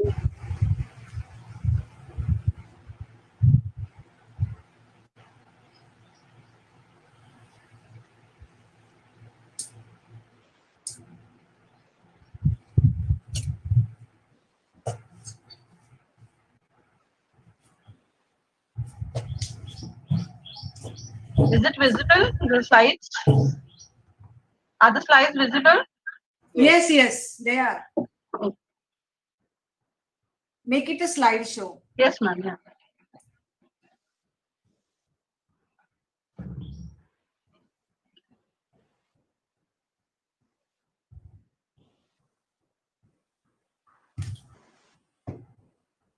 So my topic for today is prematurity and breast milk feeding. Yes, you heard it right. It's breast milk feeding. When I was preparing this presentation, I had started with prematurity and breast feeding, and then it was like this preterm baby came to the presentation and asked me, "Am I born too early to breastfeed?" And I was like, "Maybe, but then I don't get the advantage of my mother's milk." And baby does get, right? So prematurity and breast milk feeding is now the topic I've changed to, and let's see how.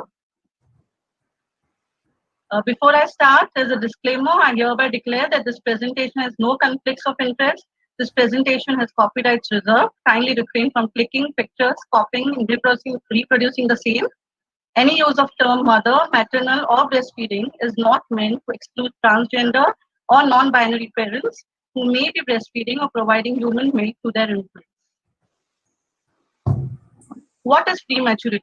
Prematurity is a premature birth that occurs before the start of 37th week of pregnancy.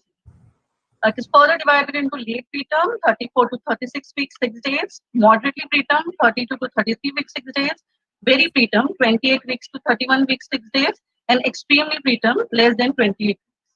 Most of the premature birth we see are in the late preterm stage, thanks to the advanced technology.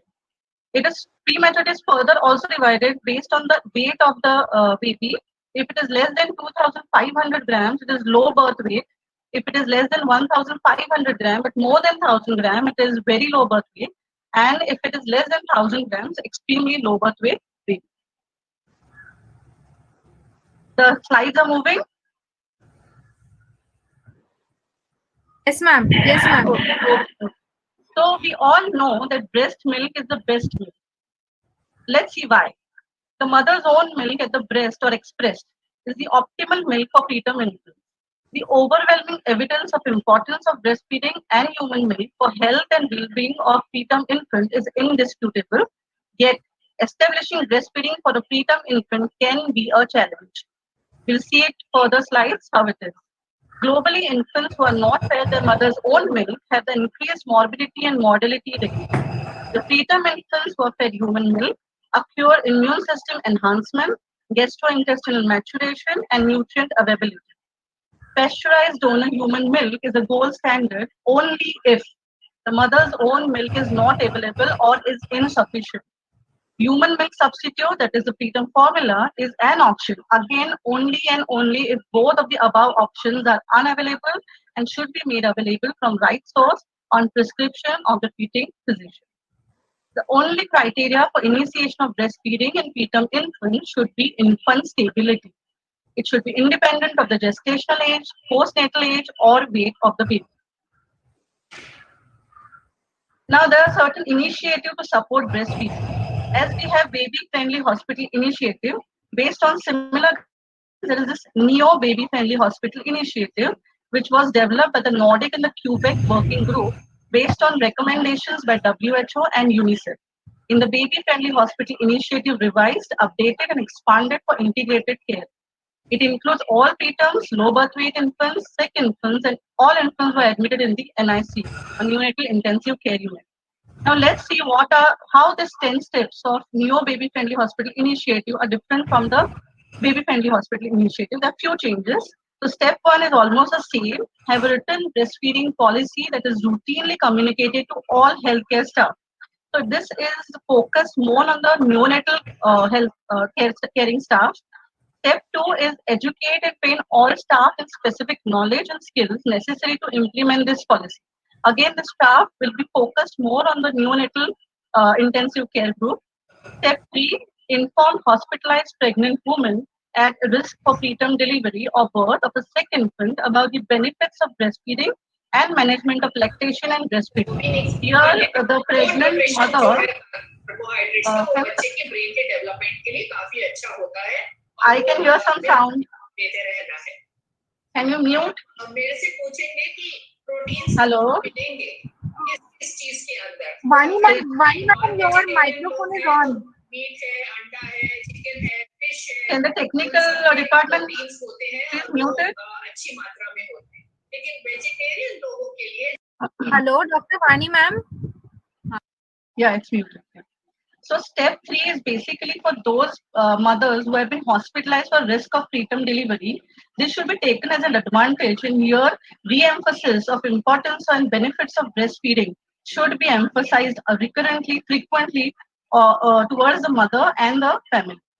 Step four, encourage early, continuous, prolonged mother-infant skin-to-skin contact or kangaroo mother care. Step 5, show mothers how to initiate and maintain lactation and establish early breastfeeding with infant stability as the only criteria. Now, this is a very important step in the Neo Baby Friendly Hospital initiative for early initiation of breastfeeding in a preterm. We'll see how in the further slides.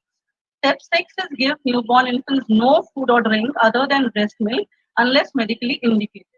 Step 5, enable mothers and infants to remain together 24 hours a day. That is like rooming in. Step 8, encourage demand breastfeeding or when needed, semi-demand feeding as a transition strategy for preterm and sick infants. Step 9, use alternatives to bottle feeding at least until breastfeeding is well established and use pacifiers and nipple shields only for a justifiable reason. Step 10, prepare parents for continued breastfeeding and ensure access to support services groups after hospital discharge. What are the components of preterm breast milk? It is tailor-made for the preterm baby. So what it is, let's see. It is optimally suited to the maturation of system, immunological requirements and growth of the preterm infants. It is optimal for preterm infants because the infants have limited renal concentrating and diluting capacities, a large surface area and relation to their weight, and insensible water loss. Preterm human milk, as compared to term human milk, has higher concentration of calories, lipids. Excuse me, ma'am. Yeah. Excuse me, Buddha, ma'am. Ma'am, can you switch off the microphone and switch it on again, ma'am? Echo, its sound is. Hello? Yeah.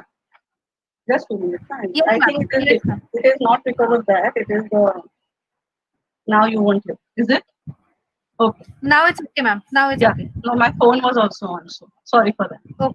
Okay, ma'am. So preterm human milk as compared to the term human milk has higher concentrations of calories, lipids, high nitrogen proteins, sodium, chloride, potassium, iron, and magnesium. Calcium and phosphorus are most commonly lacking micronutrients in a preterm milk. Often extra nutrients, vitamins, and minerals are added for the very low birth weight infants. Preterm milk matures to the level of term milk by 4 to 6 weeks after birth. Human milk with appropriate fortification for very low birth weight infant is the standard care. Now, what are the benefits of breast milk for preterm infants? The gastric emptying time of human milk fed infant is half, that is only 25 minutes, versus that required by the formula fed infant, that is 51 minutes. So, greater enteral feeding tolerance and more rapid advancement to full enteral feeds. Human milk contains active enzymes like lipase, amylase, lysozymes that are lacking in the underdeveloped intestine or the intestinal system of the preterm, and this provides trophic factors that hastens the maturation of preterm intestinal system. It also helps to improve the cognitive and the neurodevelopmental outcome. This is because the long-chain polyunsaturated fatty acids and also leads to a higher IQ in a exclusively breastfed preterm baby. Optimal development of visual acuity and retinal health, again, thanks to the essential fatty acids in the preterm milk. Decreased rates of necrotizing enterocolitis and late onset sepsis. Was studied to be a dose response effect. A mother who gave more than 50 ml per kilogram per day of her milk, expressed milk or direct breastfeeding, had less rates of NEC and late onset sepsis as compared to those who fed less than 50 ml per kilogram per day of breast milk. Protection from environmental pathogens, especially in the neonatal setup where there are invasive procedures happening, there's a lot of handling happening. Respiratory benefits, decreased diarrheal episodes, decreased acute otitis media, decreased rate of sudden infant death syndrome are also there. Imminent risk of premature birth. What is this? A woman is at imminent risk of preterm birth when she is very likely to deliver a preterm baby either as a result of onset of spontaneous preterm labor, preterm pre-labor rupture of membranes, or elective preterm birth. Few causes are mentioned: previous premature birth, multiple births, infections, assisted reproductive techniques as in IVF, high blood pressure, or uncontrolled diabetes. Now, as we take certain steps during this imminent risk of prematurity, we try to delay the delivery by giving drugs to slow or stop the contraction. We try to inject the mother with corticosteroids to speed up the maturity of the baby's lung. Similarly, at this point, mother should be counseled and educated regarding the importance of breastfeeding and human milk during the hospitalization. She should be trained to express colostrum by hand expression. This is known as colostrum harvest. So what is colostrum harvesting? It can be done, that is basically expression of the colostrum, which can be done from third trimester of pregnancy under medical supervision. It is hand expression, and it is the best way to express colostrum because it is in small quantity. To express antenatally for few minutes, that is around 3 to 5 minutes, 3 times a day, few drops of colostrum that are expressed out. As you can see in the adjacent picture, it is collected in a 1 ml sterile syringe. After collection, the syringe should be put back into its cover, into a sterile box, and labeled with mother's name and the date of collection, and be freezed. Now, since the colostrum quantity is very small, it is available in few drops, and sometimes it is not even expressed. So, in the same syringe, the mother can collect for next 3 or 4 days before freezing it. But the date should be the first day of collection. The storage. Now, if it is stored in the refrigerator, it can be stored up to 5 days. In the freezer for 2 weeks. In the deep freezer for 6 months. Expressing each day for few minutes is unlikely to trigger labor, which is the most common complication associated with it. But mother should be made aware that she should stop expression immediately and seek medical advice if she experiences abdominal pain or uterine cramps. The advantage of this is mother can provide her own milk for a baby soon after birth to prevent or treat conditions such as low blood sugar or hypoglycemia or jaundice, which are most commonly associated with prematurity, and also avoid need to give infant formula. The nutritional consideration and optimal growth of preterm infants. Growth is the biggest concern in providing human milk to preterm infants. As term infants undergo rapid growth in the third trimester of pregnancy, they receive nutrition through placenta as well as the swallowed amniotic fluid, and they need not expend more energy for temperature regulation and gas exchange. However, preterm infants miss out on all this and most of the third trimester, so they have a high nutritional requirement on a per kilogram basis than the term infants. Also, they are less tolerant to high fluid volume. For these reasons, human milk is generally fortified for preterm infants, especially for those who are below 1,500 grams. Early enteral feeding or EEF of the breast milk before the infant is actually ready to be fed by mouth are sometimes used to prime the gut. Now let's see what is this enteral feeding. Early enteral feeding is feeding of human milk or of human milk substitute, that is the preterm infant formula, whenever the human milk is not available, via the feeding tube directly into infant's stomach. Here early means prior to 72 hours of birth in most of the cases.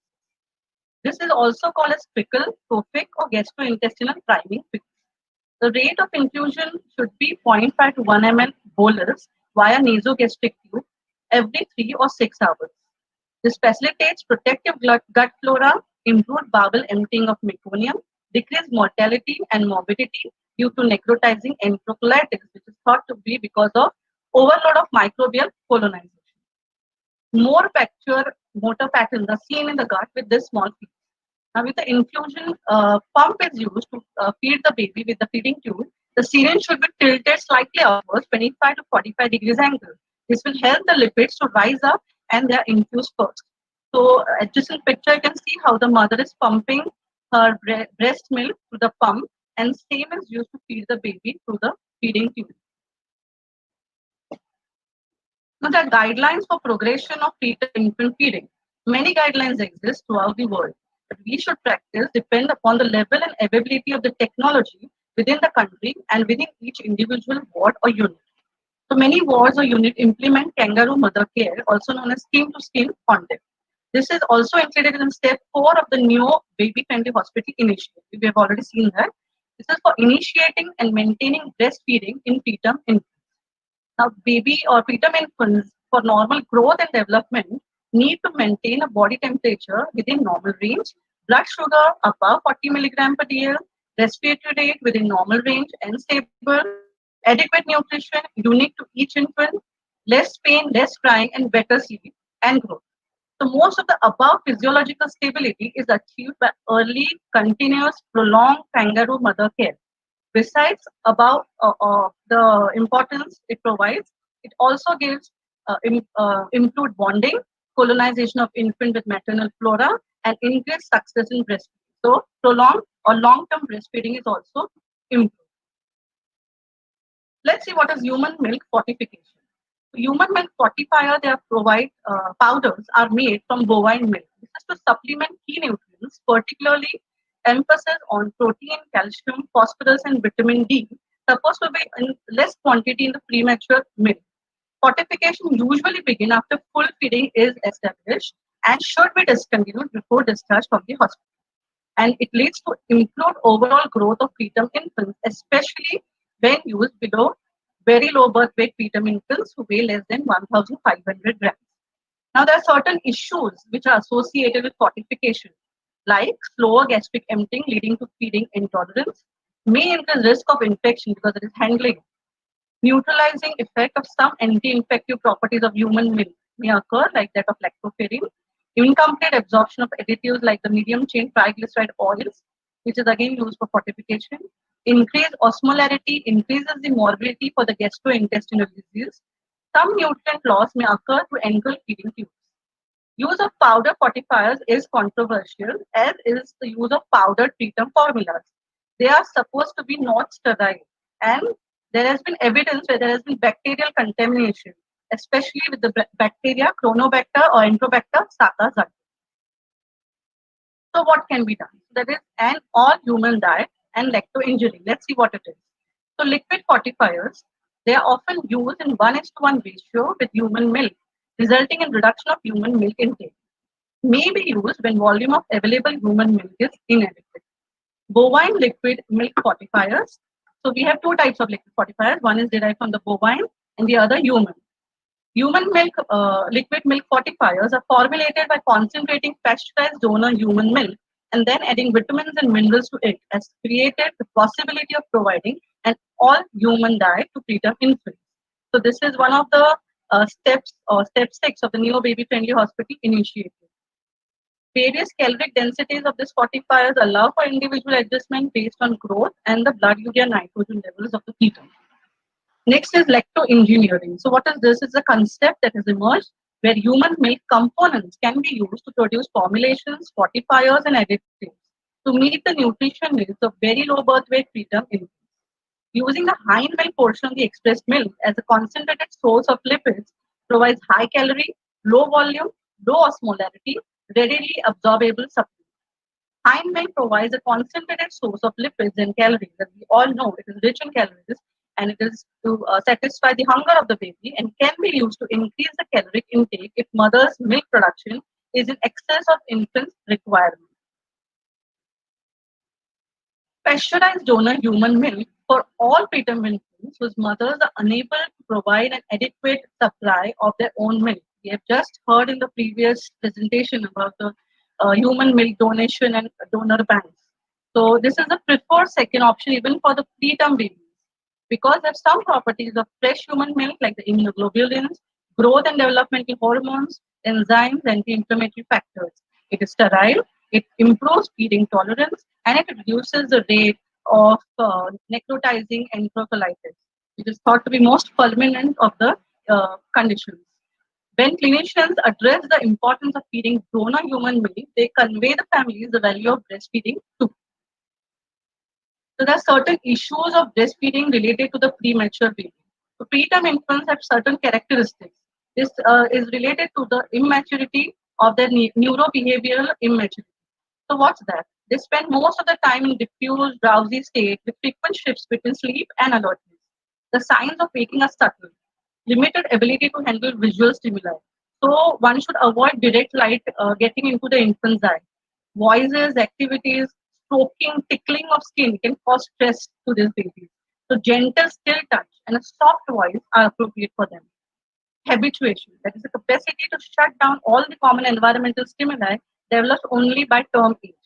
And position of flexed arm and legs with hands close to face and mouth keeps the preterm infant calm and active. Now, preterm infants require an individualized developmental care, which can be incorporated in every neonatal intensive care unit, and they are based on positive development of 5 senses. Of these three, we have already seen, that is to reduce the direct eye light into the eyes of the baby, gentle still touch, soft voices, and so the next two are the smell and the taste. So, few drops of colostrum can be expressed and put on this baby's fingers. The baby smell it can smell the milk, and then they respond by opening the mouth and sticking the tongue out. So this is how they can be sensitized to early breastfeeding. Schedule feeding. Now, schedule feeding is feeding set volume of milk at predefined intervals.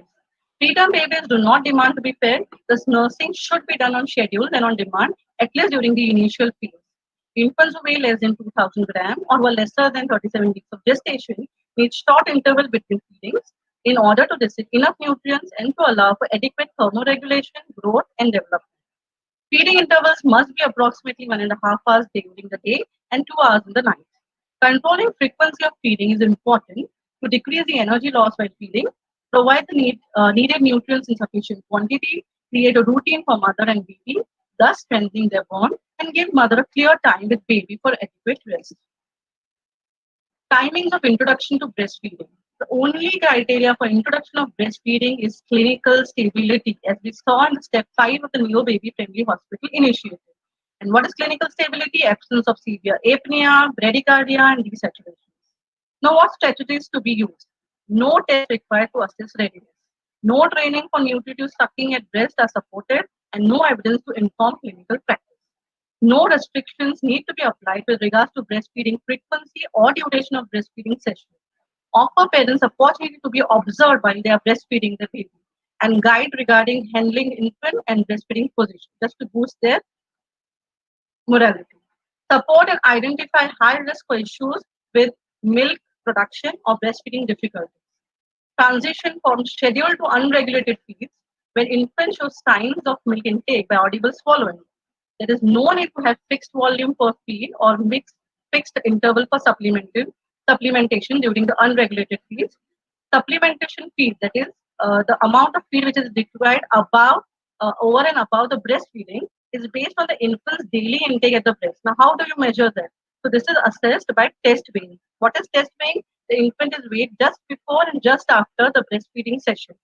Sometimes this can be stressful to the mothers, and so daily weight is also enough.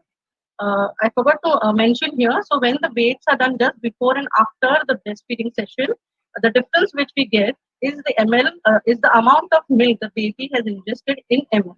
So above that, the supplementation feeds are given. Cup feeding preferred method of oral supplementation and preferably avoid bottles. Again, in accordance with the Neo Baby Friendly Hospital Initiative Step 9. Conditions associated with prematurity and their effects on breastfeeding. So prematurity may be associated with many of the following conditions like respiratory distress syndrome, necrotizing enterocolitis, hyperbilirubinemia, anemia, intracranial hemorrhage, hypoglycemia, bronchopulmonary dysplasia, and suboptimal growth. All of this can lead to prolonged separation of the preterm and the parents, resulting in delay and or interruption of breastfeeding. There are certain needs of parents of the preterm infants too. Special medical consideration because of the illness or prolonged bed rest or the cesarean delivery which followed may lack breastfeeding knowledge as the baby arrived earlier before attending the antenatal classes. Socioeconomic status and infant gestational age, weight, and morbidity. Advanced technology has improved the viability age. So there are a bundle of hurdles in front of this preterm infant's parents to provide short-term adequate nutrition to the and long-term cognitive development of the baby. There's prematurity delivery is associated with stress due to this life event, which is associated with uncertain outcome. Informed decision regarding breastfeeding and providing human milk for the infant should also be done. Support and education about parenting the preterm infants is a must. Facilitate parental infant care in the neonatal intensive care unit to increase the confidence and self-efficacy. Help to establish and maintain lactation. Now, what should be the environment of the NICU to facilitate breastfeeding? It should be family-centered developmental care. What is that? Adequate privacy, quiet atmosphere, open, unrestricted accommodation for parents with their infants, informed, consistent, and correct, which should be based on research and not on personal opinion. Professionals who are involved in breastfeeding support need adequate preparation to recognize preterm infants' characteristics related to readiness for breastfeeding. Availability of necessary equipment like the breast pumps, a comfortable chair, or bed should be made. Recognition of value of human milk to be reinforced in practical ways to best acquire it. Institution to reduce pressure on early discharge, and they should also provide continuity of care and follow-up after discharge. Counseling of parents requiring alternative oral feeding methods. Other options to bottle feeding should be done. Individualized developmental care for preterms based on the positive development of five senses, which we have already discussed. Now, active involvement of parents in the family-centered developmental care of the preterm infant in environmentally sensitive special care nursery as per the Neo Baby Friendly Hospital Initiative guidelines, which we have already discussed in the previous slide. So what are the benefits? It increases the parental involvement care. It increases the rest for the infant, promoting brain growth. It prevents overstimulation, decreases heart rate, oxygen requirement, earlier weaning of ventilation, early initiation of breastfeeding, better weight gain, reduced rate of infection, short hospital stay, and overall improved neurodevelopmental outcome. So the adjacent picture shows a neonatal intensive care unit. There's a bassinet here, and there is a chair, comfortable chair next to it, where the breastfeeding parent can set for kangaroo mother care or the initiation of breastfeeding. There are curtains provided for privacy of the breastfeeding parents. So, kangaroo mother care. This was developed in the NICU in Bogota, Colombia in 1970s to prevent overcrowding and parents' abandonment of infants. It is also called skin-to-skin contact, and it is included in the Neo Baby Friendly Hospital Initiative Step 4. For all preterms who are 27 weeks gestation age or less, intermittent kangaroo mother care can be started from first week after birth, and 28 weeks gestation age and above, continuous KMC or kangaroo mother care can be given after birth. Incubator to be used only if necessary. The minimum duration of KMC is 2 hours, and it should be under professional assistance. It can be begin in an infant who was stable and was still incubated all while receiving the continuous positive airway pressure therapy. What are the benefits to the baby? It decreases mortality, nosocomial infection and sepsis and hypothermia, better exclusive breastfeeding rate, and overall growth. There is also benefits for the parents, increased bonding, confidence, feel more in control, decrease parental stress, and increase milk production. Early discharge, so less hospital cost. So the adjacent picture shows that either of the parent can participate in the kangaroo mother care. Professional support for parents. Skilled healthcare professionals who are knowledgeable about breastfeeding management are an important element to parents for achieving their breastfeeding goals. Breastfeeding education and re-emphasizing the importance of breastfeeding and human milk and negative effects of human milk substitute on infants and parents should be conveyed on regular frequent basis. Establish breastfeeding plan that is reviewed regularly to ensure that it reflects infant's current state of development. So the parents are well aware about their baby's condition. Supporting and provide appropriate management to parents in establishing and maintaining milk production when infant is unable to initiate breastfeeding. Now, breast milk expression by hand or by pump should be early, regularly, and frequently to maintain a good milk supply.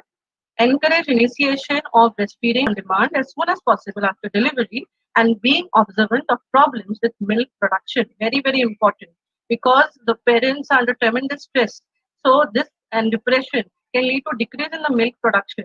And how can we increase it? By frequent pumping and by kangaroo mother care or skin to skin contact, which should be continuous or intermittent depending upon the gestation age of the baby. Parental access to lactation and breastfeeding support should be there throughout the hospital stay and also thereafter. This is a multidisciplinary team approach which helps in initiation and maintenance of breastfeeding and or human milk feeding. That is, neonatologist is involved, the lactation consultants are involved, the nursing staff is involved, and so all should work in and as a team. Establishing and maintenance of lactation in preterm. This is the step 5 of Neo Baby Friendly Hospital initiative. How do we do that? Support, encourage breast milk expression, which should start ideally within 1 to 6 hours after birth. Provide hospital grade electric breast pump, which is the recommended one, for milk expression when direct breastfeeding is not possible. Pumping is to be done at least 8 times in 24 hours, at least once at night, along with hand expression during the first 3 days after birth, because first 3 days is the colostrum, which is released and it is in small quantity. So hand expression is the best way to express colostrum. Simultaneous and sequential pumping. Simultaneous is pumping both the breasts at the same time, and sequential is one breast at a time. But few research have shown that there is did not show any difference in milk output. However, as per few current research on breast pumping and hand expression, higher milk output achieved when breasts were massaged and warmed prior to pumping or hand expression. Ensure appropriate storage conditions. Okay? So we'll see how to do that. This is the mother with hand expression, hand expressing, and here is the mother who is using the electric pump and doing a simultaneous breast pumping. So the storage guidelines for premature infants is slightly different from the other storage guidelines for term babies because these infants are more risk of infection. So when there is a freshly expressed breast milk, it can be stored at the room temperature. Here mentioning the temperature is very important because the temperature varies in various regions. So it is 25 degrees Celsius or colder or 75 degrees Fahrenheit, 1 to 4 hours. But if the mother doesn't intend to use the milk within 4 hours, refrigerate it as soon as possible. In the refrigerator, it temperature is 40 degree Fahrenheit or 4 degrees Celsius. It can be stored for 48 hours. But again, remember, it should be stored at the back of the fridge and not in the door. In the freezer, 0 degree Fahrenheit and minus 18 degrees Celsius or colder, again store at the back and not in the door. If it is a freezer compartment with separate door, you can store for 3 months. If it is deep freezer where there is no, which is not attached to the refrigerator, it can be stored for 6 months. Now, a thawed milk, which was previously frozen, can be refrigerated for 24 hours, and it is not recommended to refreeze it. If a leftover milk from a feeding session, if a milk is left from a particular feeding session, it should not be used again. It should be immediately discarded. Now, the container should be ideally as shown here. If it's rigid, plastic or glass storage containers are the best. Label storage containers with baby's name, date, and time of milk expression. Store milk in the back of the freezer and not in the door. Store milk in small proportions of 1 to 4 ounces to avoid wastage and for easier thawing and warming. Milk which are expressed from each breast at same time may be combined into one container. Milk, fill the container not more than two-thirds because this allows expansion when freezing. Cap the container with a solid lid and not with a bottle nipple. Fresher, the better. So when possible, advise mother to carry her pump kit to hospital so as to express fresh breast milk for baby's next feeding. When pumping at home, refrigerate milk if it can be taken to hospital within 24 hours, but otherwise freeze the milk immediately. Milk can be stored in an insulated cooler bags with frozen ice packs for up to 24 hours. This is while traveling or while transporting milk from home to the hospital. Milk that is in the refrigerator may be frozen within 48 hours. This thawing, we have already seen that once it is thawed, it can be kept in the refrigerator for 24 hours and it should not be refreezed. How to warm the stored milk. Heat water in a cup as shown in the adjacent picture or other small container and then place milk container in this water to warm it up. Do not place milk container in boiling water. Never microwave human milk or heat it directly on the stove. Handling of stored breast milk. The cream will rise to the top of the milk during storage. So what you do is gently swirl the milk. You should not shake it to mix it. And then check the temperature before offering the milk to the baby. If baby does not finish the whole milk during the session, unused warm milk should be discarded at the end of the feeding. Cleaning of the breast pump. The wash, disassemble pump and feeding parts in a clean basin with soap and water. Do not wash directly in the sink because germs in the sink can contaminate them. Rinse thoroughly under running water. Air dry all items on a clean dish or paper towel. Sorry. Using clean hands, store all dry items in clean protected areas. The steps are shown in the adjacent pictures. For extra germ removal, sanitize all feeding items daily using one of the following methods. Either you boil in water for 5 minutes or you use a steamer to, after cleaning the parts, to sterilize it. Now, assessment of appropriate time for parents to start breastfeeding. It is based on infant's sign of stability, that is absence of severe physiological instability in connection with routine care. It is not based on postnatal, postmenstrual age of the baby or the current weight. Breastfeeding should begin soon after above signs of readiness without any unjustified delay. Guide the parents in interpretation of preterm infant's behavioral characteristics. Focus on what parents can do to support the baby so parents don't misinterpret that their baby is too fragile for sucking at the breast. Testing infants' capacity for nutritive sucking or structured training, like sometimes bottles were used before putting the baby to breast to check the suck at the bottle. A gloved fingers were used inside the baby's mouth to check for the sucking strength. So these are called as structured training. If they should not be used before introduction of breastfeeding because they might lead into unjustified delay in the initiation of breastfeeding. Help parents to transition from breast to breast. Help parents transition from enteral feeding or tube feeding to breastfeeding and from a schedule to a on-demand feeding.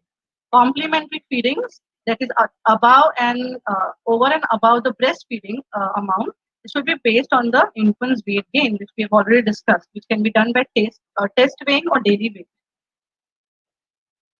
Initially thought that babies under a certain gestational age, below 34 weeks gestation, didn't have the ability to suck and swallow because their routine sucking swallowing reflexes develop after this gestational age, or that the direct breastfeeding was tiring for them. However, recent studies have disproved this concern. Now, there were certain studies of the infants who were born between the gestational age of 26 to 31 weeks and that concluded that breastfeeding could be safely introduced from 29 weeks post gestational age. In this study, 12 out of 14 infants breastfed exclusively at discharge and 2 were partially breastfed. So the median postnatal age at attainment of exclusive breastfeeding was 35 weeks, the range being 32 to 38 weeks. So once babies are well enough to breathe unaided, they're off ventilator, off CPAP, they can be put to breast.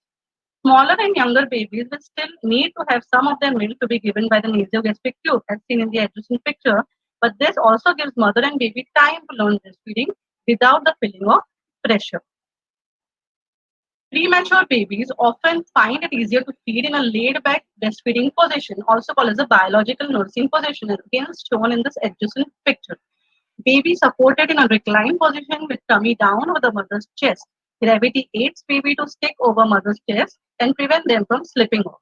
Baby feeds well in light sleep in this position. Baby feels stable and secure, and instinctive feeding reflexes are triggered, prompting baby to bob the head and suck at the breast. Gravity also helps the baby to latch deeply and stay latched. Mother's hands are free to support and caress her baby and help attach. Mother's body release and hormone oxytocin, which we all know, to stimulate the milk release, and she experiences a loving feeling towards her baby. Now, after positioning infant, tell mother to express few drops of her breast milk so that baby smells. No, 5 positive signs, senses of the baby are activated. Baby smells and responds by opening the mouth, sticking out the tongue to taste the milk. Preterm infants are slow to respond to stimuli, so parents should be accordingly counseled to be patient at times.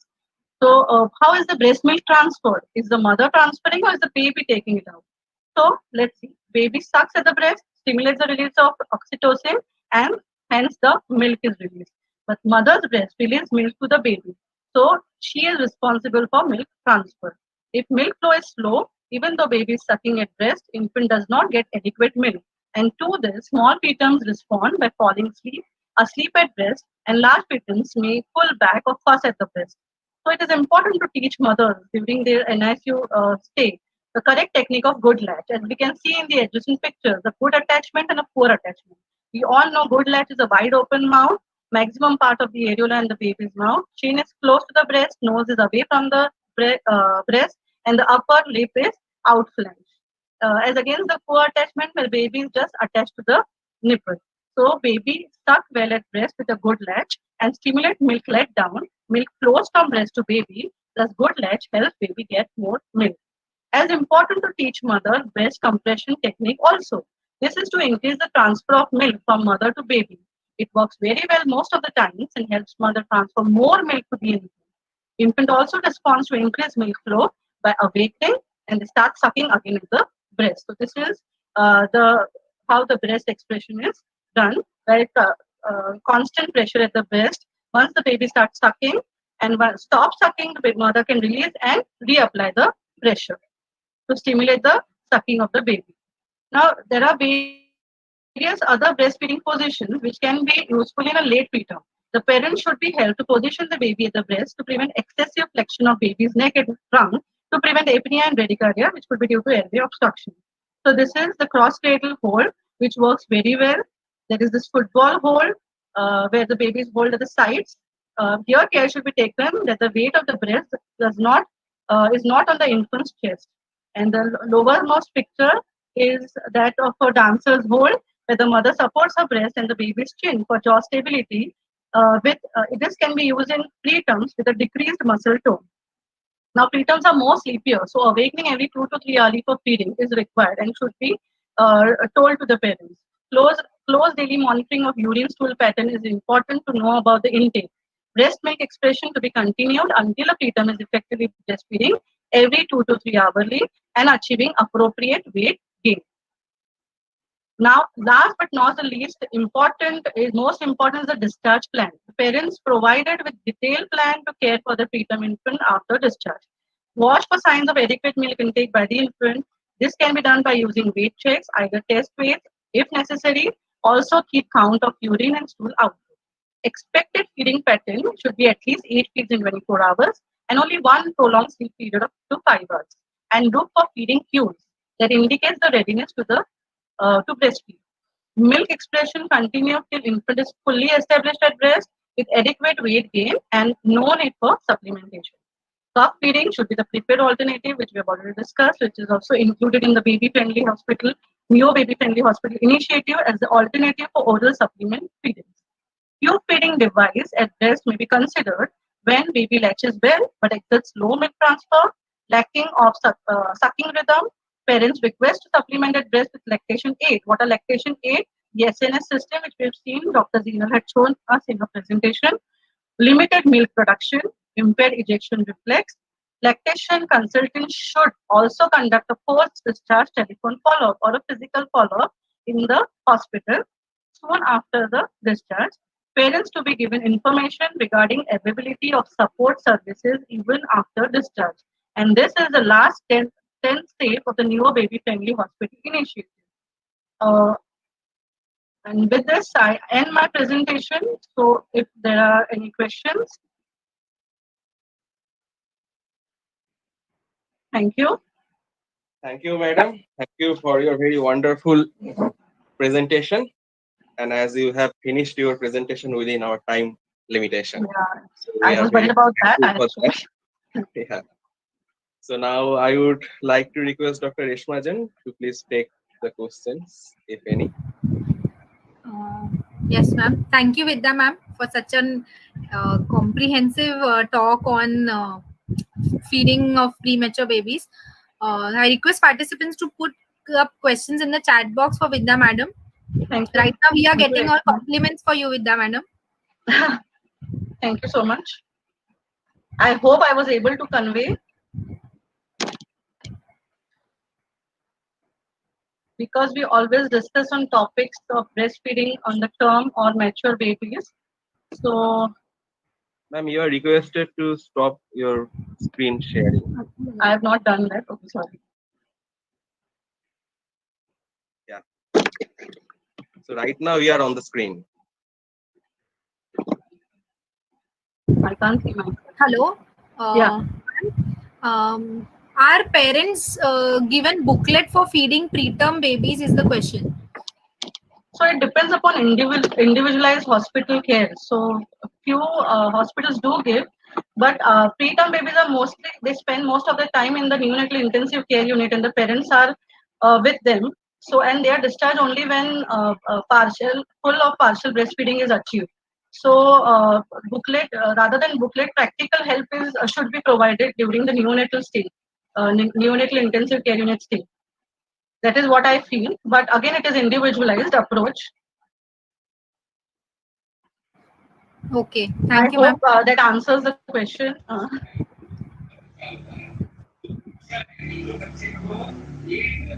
Vidya, Ami, that was Ami. very beautifully explained. Thank you, madam. Thank you.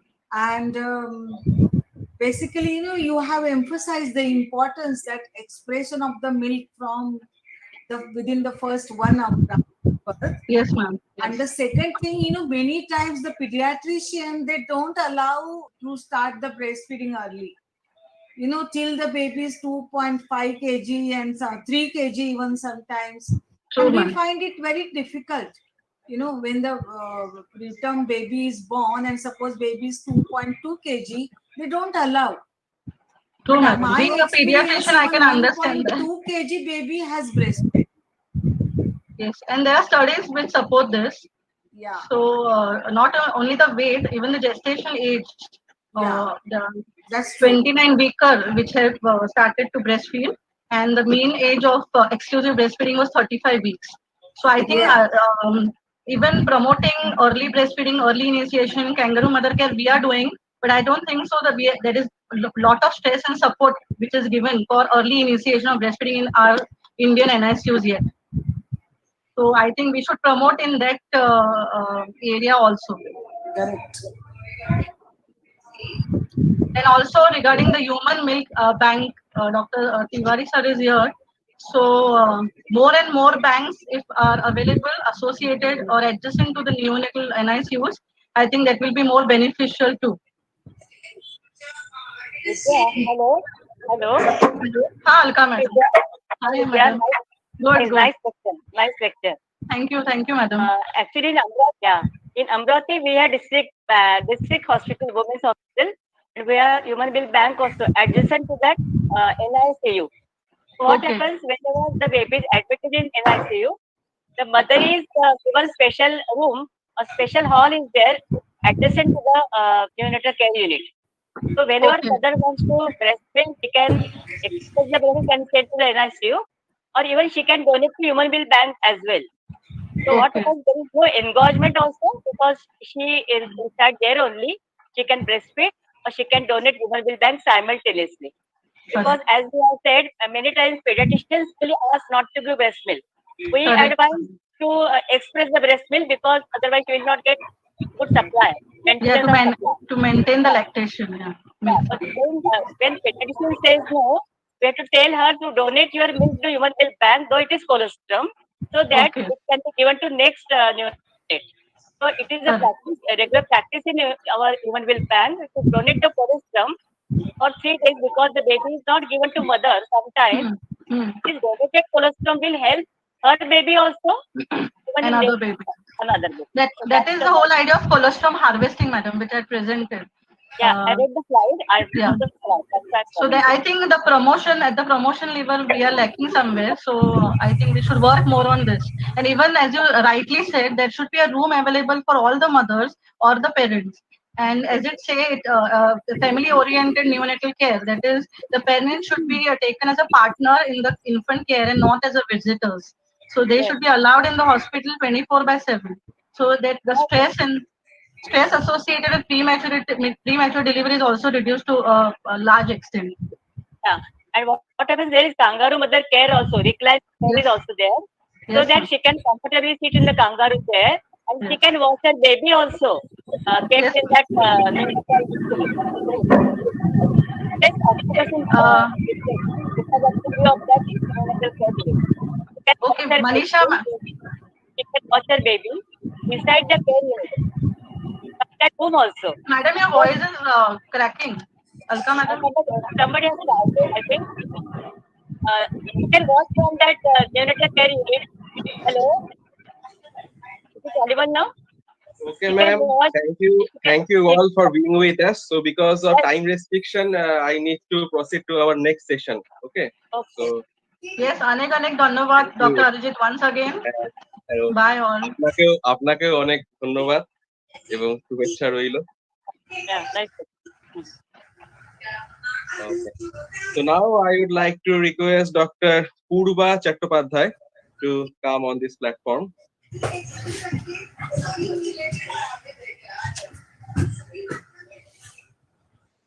Good evening, everybody. Am I audible? Yes, ma'am, you are audible. And I am visible? Yeah, Okay. you are visible also. Okay.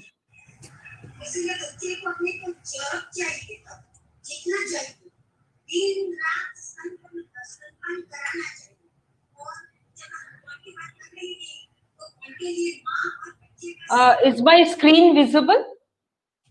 Yes, ma'am. Yes. Now make it in slideshow. Yeah. Yeah. Very good evening, everybody. And this mega event organized by Mahadevananda Vidyalaya, I must say I'm very, very thankful to be one of the speakers here. Special thanks to the principal, to Orijit Babu and all the organizers over here. And also my thanks goes to Natalie, Vidya and Zinal, that great lectures I have heard today. And this week-long session has been so informative and so actually a learning experience that actually it should be congratulated, and in fact more of such events are very much necessary, specifically in our country.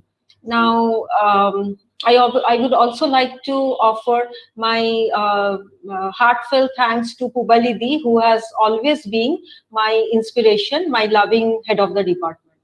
And I would like to introduce here myself.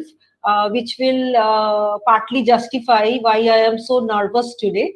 The reason is perhaps I am the only social scientist over here sitting with a galaxy of who's who of the medical world with renowned physicians and physiologists, and my subject discipline is economics, and I am assistant professor at the Department of Home Science, University of Calcutta. However, whenever we are looking into some kind of an issue, it is always good to look at it from various kinds of perspective. The more you look at a given issue from various angles, the more better understanding it generates. So precisely this is what I wanted to do. I wanted to give an entirely new angle to this problem of breastfeeding. So the main motive of my paper here is to look into the economics, and not only the economics, the socio-economic contextualization of breastfeeding, and that too in the Indian context. Now, as a prelude to my lecture, I would like to just say that this discussions has been week-long discussions, and we have already seen the discussions about the composition, the benefits for the mother, it entails the benefits for the child, and all kinds of good things, like thereby it can be actually breast milk is the best form of milk. It is a divine thing for human sustenance, and this is something like whose effects are in to be seen in the long run. Even as an economist, it is always nice to look into something whose benefits will be for the entire lifespan of an individual. The first 6 months, how infant is being treated, for the 2 years, how, what kind of care, what kind of feed the infant is getting, it is bound to show its result on the overall health and capabilities and IQ and all kinds of things in the later in life, and the benefits are to be reaped all over the lifespan. And although scientists have already found 1,000 of milk components, the new ones are continuously being discovered. It actually shows that the composition of breast milk, how complex it is, and how it is irreplaceable and irreproducible. So this is what it makes this thing very unique in that sense. Now, I would just touch upon what is an economic analysis. The basic point of any economic analysis is we have to look into the cost and consequences, like what are the cost and what are the consequences, and who are the stakeholders. Like in breastfeeding, who are the stakeholders? So we have to enumerate the cost, and we have to look into what are the benefits and what are the alternatives. If not this, so what is the next best alternative that is available? So from the perspective of frequently used medical economic literature, we have this patient, then the payer, the employer, the society, who is going to pay the bill. So that kind of evaluation generally is done in the economics terminology. So here, in the first portion of my paper, what I intend to do is I just want to go through the major stakeholders in this breastfeeding thing from an entirely economic point of view. So obviously, when we are talking of breastfeeding, it is the little infant who is the main stakeholder. It is depending on that particular thing for its sustenance. So if we just look into the benefits, there are numerous, and I am not an expert on that particular thing. So from of the basic thing that we see that it is an ideal form of nutrition. It is full of important antibodies. It reduces some certain kind of disease risk, and later on it helps in the better psychological development. If we look into the cost, what is the cost on the part of the baby, or what is the alternative thing available? In both the respects, what we can see is that the next best alternative to breast milk is nowhere nearer in comparison when we are making a kind of comparison. So this is again a very positive thing which for which one should support breastfeeding. Another thing is that this is one place where we can see that from the infant's point of view, there are no cost entailed, which means that this is the best possible thing that could happen to an infant, given all the other things like are in our control. So infant should be breastfed. This is what rationality is stating. Now, next we go on to we look at it from the mother's perspective, another very big stakeholder. She is who is going to provide the infant with this precious breast milk. And what we see is that it also here there were so many experts. I'm not an expert on it. There are numerous benefits from the mother's point of view in long run as well as in short run. We see that it is a best thing to do after childbirth. And on the point of view of the cost, what we see is that when a baby comes into a woman's life, so she is actually from a social point of view, the kind of routine she was accustomed to previously, it goes significant change. So the time and engagement of the mother, the restrictions in movement, the changes in her lifestyle, and in some cases the nutrition, specifically where we are talking of India, developing country. So here the mother nutrition is also a very important factor. I will touch upon these points when I will go later on into the paper. Now, another thing is that when we are actually comparing the benefits and we are looking into the cost of breastfeeding from the mother's point of view, again we can see is that the benefits are so enormous and the cost are actually negligible if we compare these two. So from the mother's point of view also, breastfeeding is the best possible thing that could happen to a mother. Now we move on to a little greater unit, so where the baby and the mother are located. It is the family, be it a joint family, be it a nuclear family. So what we can see is that from the family's point of view, we can see that we have a healthy child, a healthy mother. So these are the very big benefits in short run as well as in long run. And we can see it entails into direct savings. Why direct savings? Because the next best alternative is to go in for some kind of milk, maybe bovine milk or some kind of formula feeding. So it has to be bought from the market. So this leads to direct savings, and there is less incidence of diseases over a long period of time. Now this means less hospitalization cost, and entails better quality of life and less out-of-pocket expenditure on the part of the family. So on the part of the family also we can see these are very big benefits that the family is getting. Now on the part of the family, what are the sort of costs? That is, firstly, they had to ensure the nutrition of the mother. Secondly, the mother's changing schedule, the mother's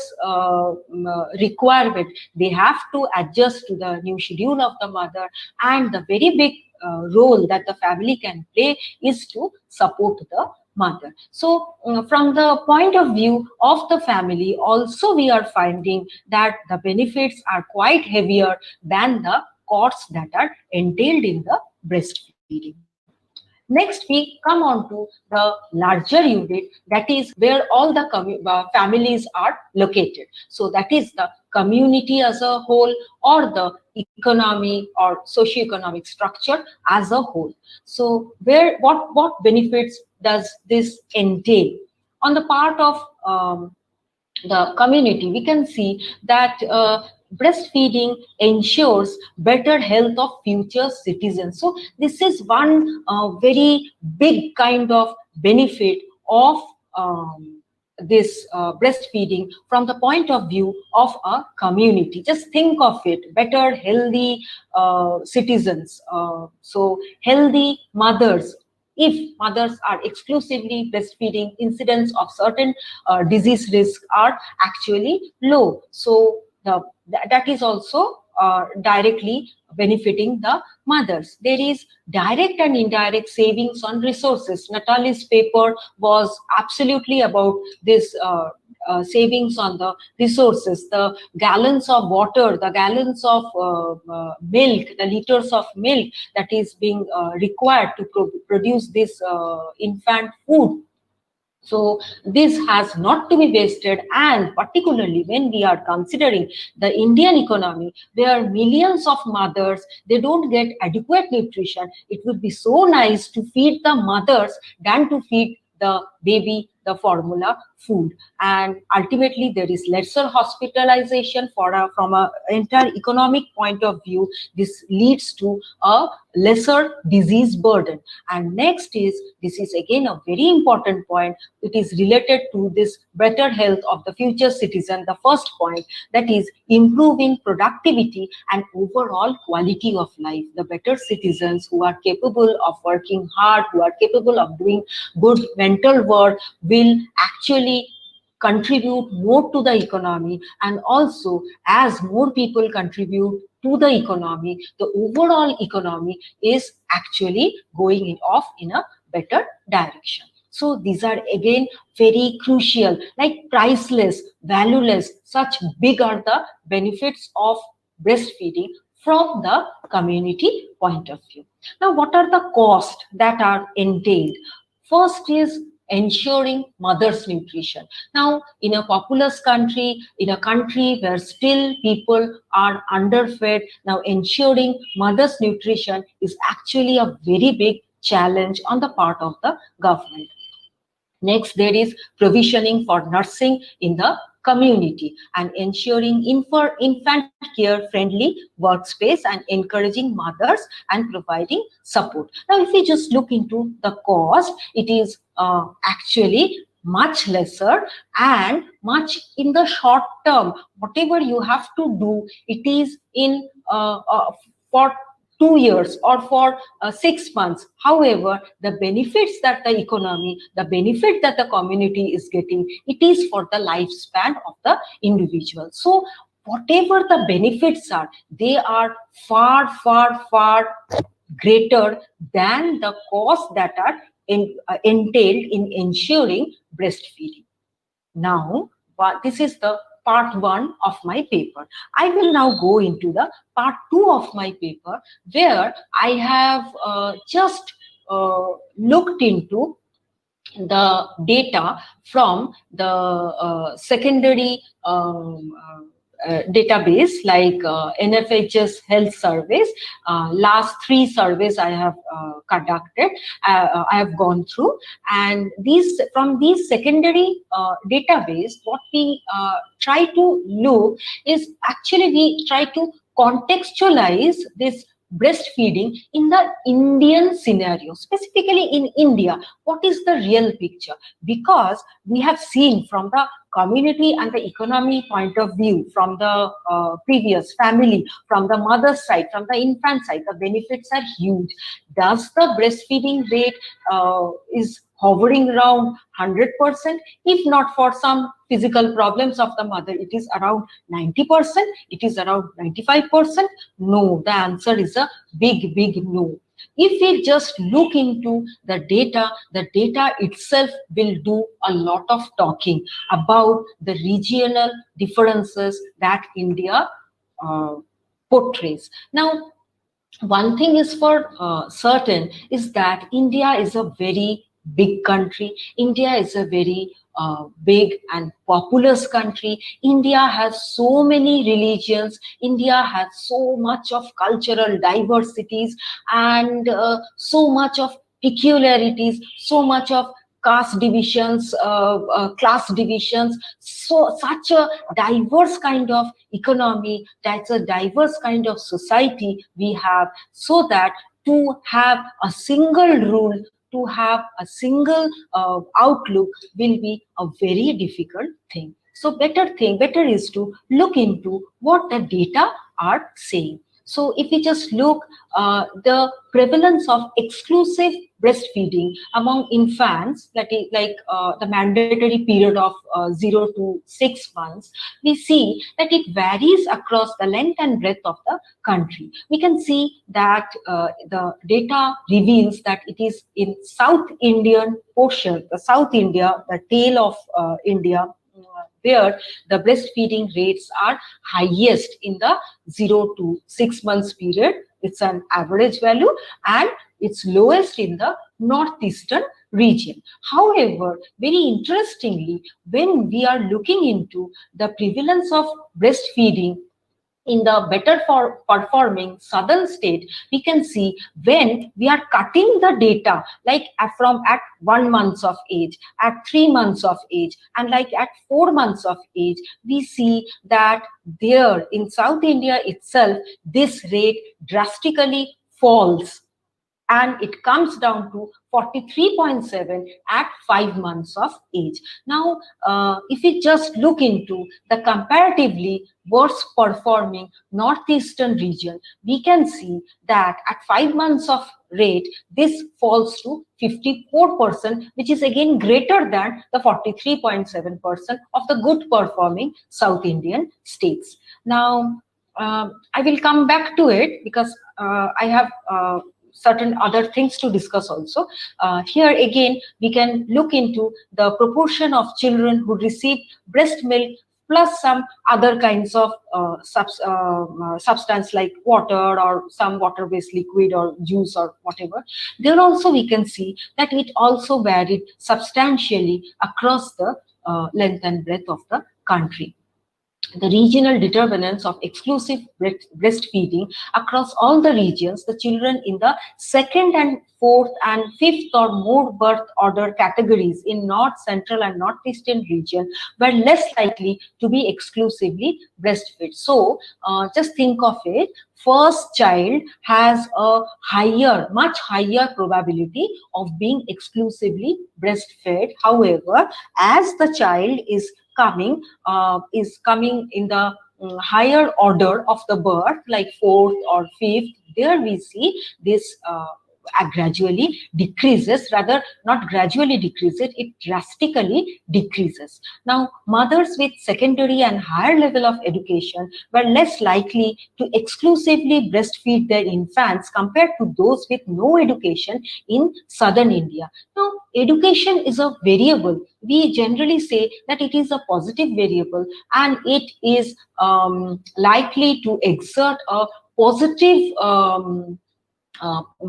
positive impact on the variable of breastfeeding. However, in southern India, where we have seen that the prevalence was high, but it was for 1 month, it was high, then it is drastically coming down, and with level of education increasing, this is decreasing. So how can we understand the kind of fallacy? And here also we see, in contrast, the mothers with a similar level of education were more likely to exclusively breastfeed their infants compared to those with no education in central India. Just think about it. That same variable, education, is playing a positive role somewhere, is playing a negative role somewhere else.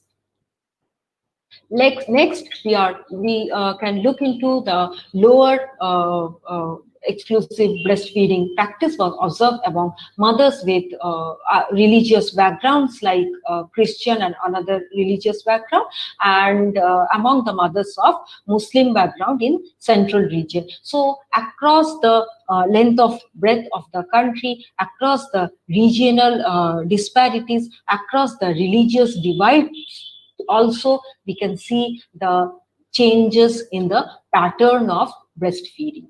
Next, we also see that mothers who belong to scheduled tribe, so here they had higher odds of practicing exclusive breastfeeding in the east and northeast Indian regions of India. Now, if we just look, we had done a study on the Santals.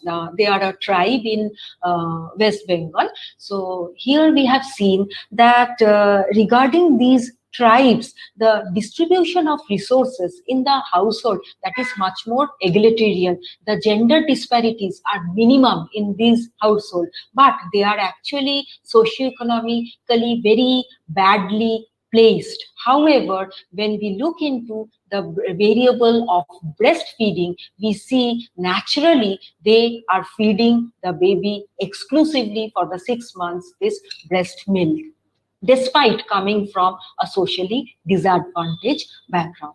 And again, there are gender divisions. If the baby is perceived to be large, if the baby is a male child, then the breastfeeding rates are increasing. It is a female, more likely the mother will is trying to stop the breastfeeding, particularly in the central and northern states of India.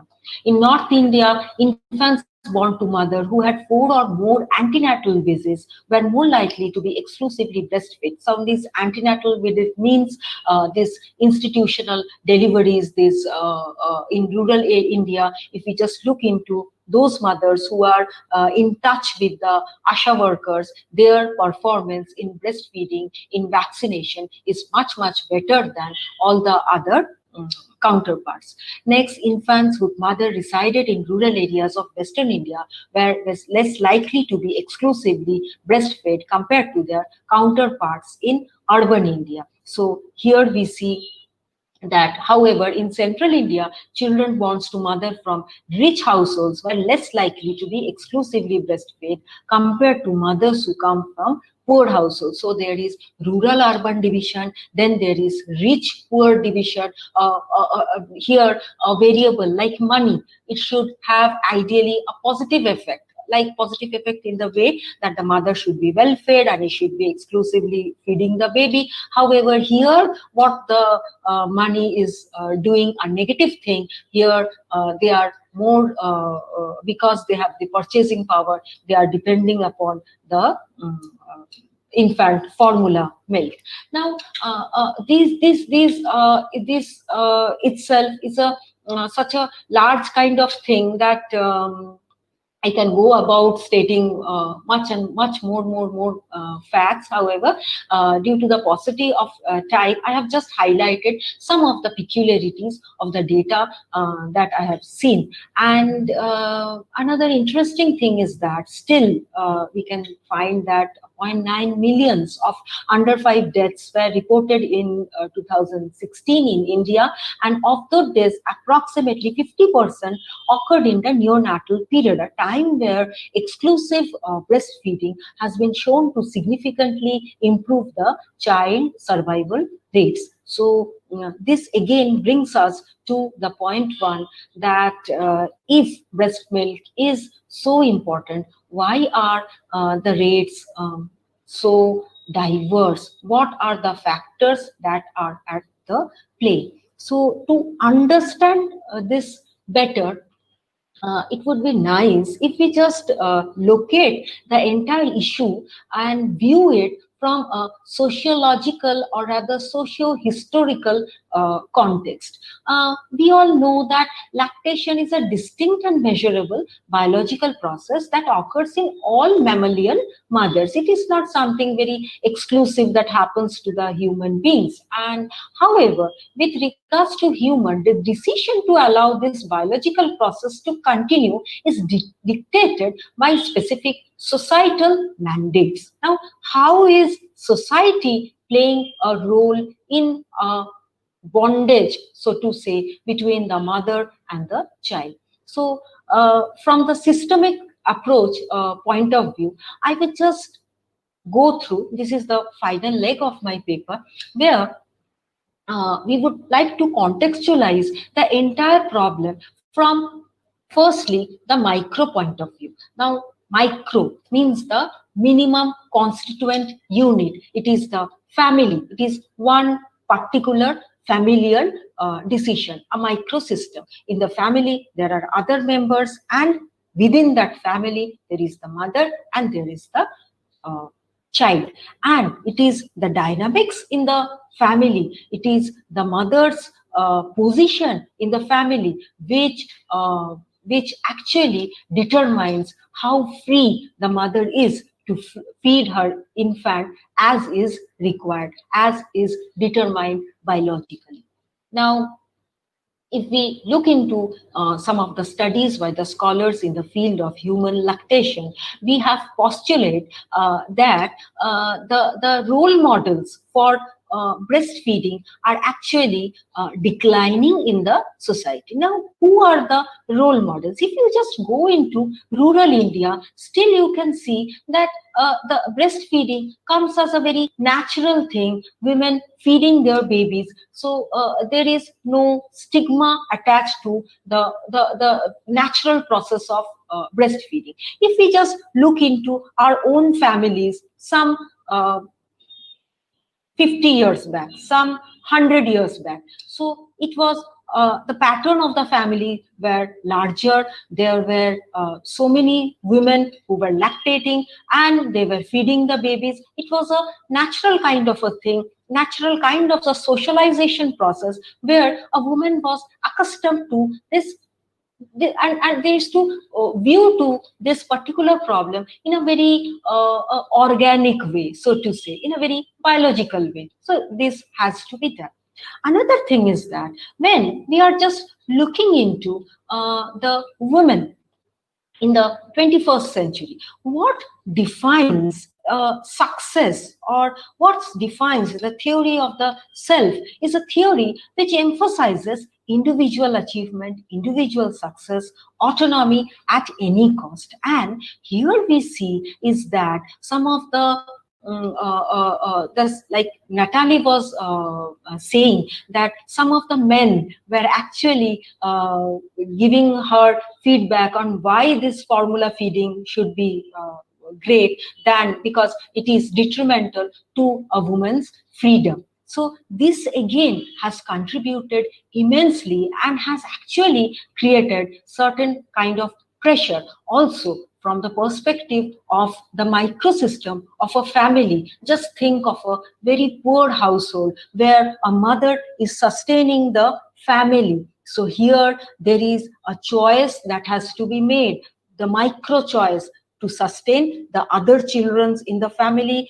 More earlier, the mother joins to some kind of menial work and the baby is resorted to some kind of formula feeding, the better it is from the perspective of the family. So here the micro decision is again being dictated by the society, by the micro dynamics of a particular family. Next, we come on to the mesosystem. What is the mesosystem? Now, mesosystem is a slightly larger system where there is like a school family relation, a workplace family kind of a relation. So this is a mesosystem, 1:1 system. Now, when we are looking into this mesosystem, if we just look into the evolution of human beings. What we have seen is that the family was the prime unit, it was the central unit, and along it, to sustain it, there were certain activities that they were carried out who were sustaining the family, gathering food and whatever. So this was a particular kind of a system that human beings were accustomed to. However, with time, this thing totally changes, and the 9 to 5 economy, it occupies the main position, and the family and all the other things, it becomes a secondary thing. Now, in this dynamics, in this change, who are the most vulnerable? The mother and the child, specifically the infant who has to depend upon the mother for its food. That infant is most adversely affected by this kind of change. Now, a woman working outside the home, so here is perceived as a productive citizen. All the kinds of housework, all the kinds of work, all the kinds of immense kind of valueless kind of things that she is doing has no value as such in this 9 to 5 economy. Now, here again, there is another thing, this polarization of the public and this dichotomy, public place, private space. This has made actually breastfeeding impractical. In fact, the matter is that the women have worked for thousands of years and have breastfeeded successfully because they were expected to work and mother simultaneously. However, this dichotomy of working space, a public space where you cannot do certain things, and a small private space, this dichotomy has actually adversely affected this breastfeeding. So what is clear at the present time is that this mesosystemic functioning affects how we raise our children, and in turn it affects the inherent functioning of the humanity itself. Next, we come on to the exosystem. Now, what is the exosystem? Exosystem actually is comprised of all these physicians and people, knowledgeable people who are actually the myth busters actually in the society. So they have a tremendous duty to perform. In the Indian context, we see that what kind of job that they are doing here today. Also, we have so many big names in the physician world, and they are here. They are organizing seminars. They are encouraging mothers to breastfeed. But the only problem is this: their voices. How many physicians are there? If we just look at the Indian economy, there is crisis. There is actually much more people needed in this particular profession. Rural areas, we can see huge disparities in the kind of reach of the formal institutional this kind of thing. Now, these thing, apart from, we see that breastfeeding is a complex and a circuitous variable. Why? Because so many things are having its impact, or directly as well as indirectly, on this particular variable. Now, it is actually imperative that parents are informed of the various risks associated with the formula feeding, and for that, not only the doctors, it is the government. It has to devise suitable maternal policies. We have seen how the Indian government have been performing. We have seen the maternity leave being increased. We have seen the introduction of the child care leave. We have seen how childcare friendly creches are being developed, how the government is encouraging breastfeeding. So in the Indian context, this ecosystem, it has to function, has to exert its pressure on the previous two systems, the meso and the micro system, so that this disbalances could be corrected a lot. And Next, we come on to a macro system. Now, what is the macro system? Macro system is actually so many exosystem. They are in totality forming a macro system. Now, just look into just look into the basic phenomena. Biologically speaking, it is scientifically clear that mammals have mammary glands in order to feed their offsprings with milk produced by their bodies. So there is nothing obscene or bad about the entire thing. However, if a culture perceives breast as sexual, it seems reasonable to assume that suckling a child at a sexual part of the anatomy would cause extreme uneasiness.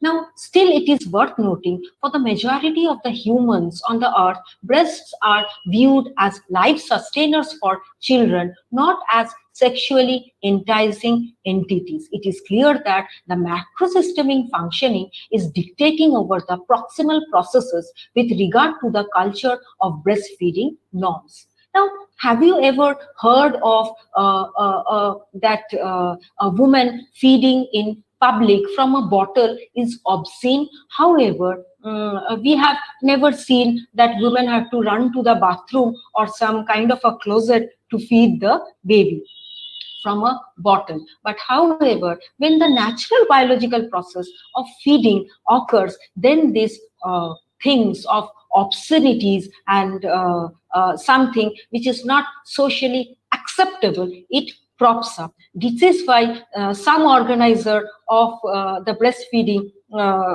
week who are trying to promote breastfeeding has to justify that what the slides are being showing by the renowned physicians are containing nothing enticing. They are actually promoting a biological thing. So here what we can see is the macrosystemic functioning, which is again very important. Recently in Kolkata itself, a woman was driven out of the mall.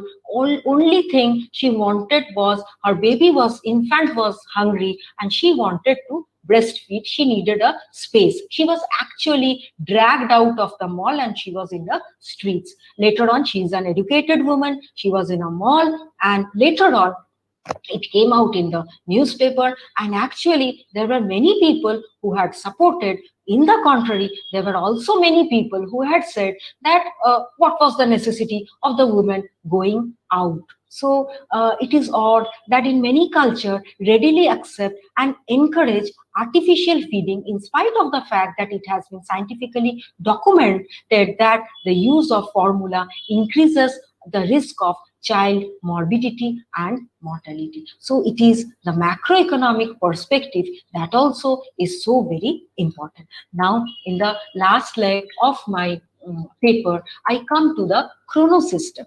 Now, what is a chronosystem? The chronosystem is nothing, the word comes from chronological order. Historically, how we are viewing the evolutionary history of the mother and child. The million of years of intimate contact between mother and children consequent on breastfeeding have resulted in what is basically a physiologic interdependence on each other, so that they result in the optimum functioning of various physiological processes. Now, let us look into the history of the infant food. Very interestingly, it was no research that somebody has invented a very good alternative food and whatever. It was not like that. Just look into the infant food that has been manufactured. When did it was first manufactured?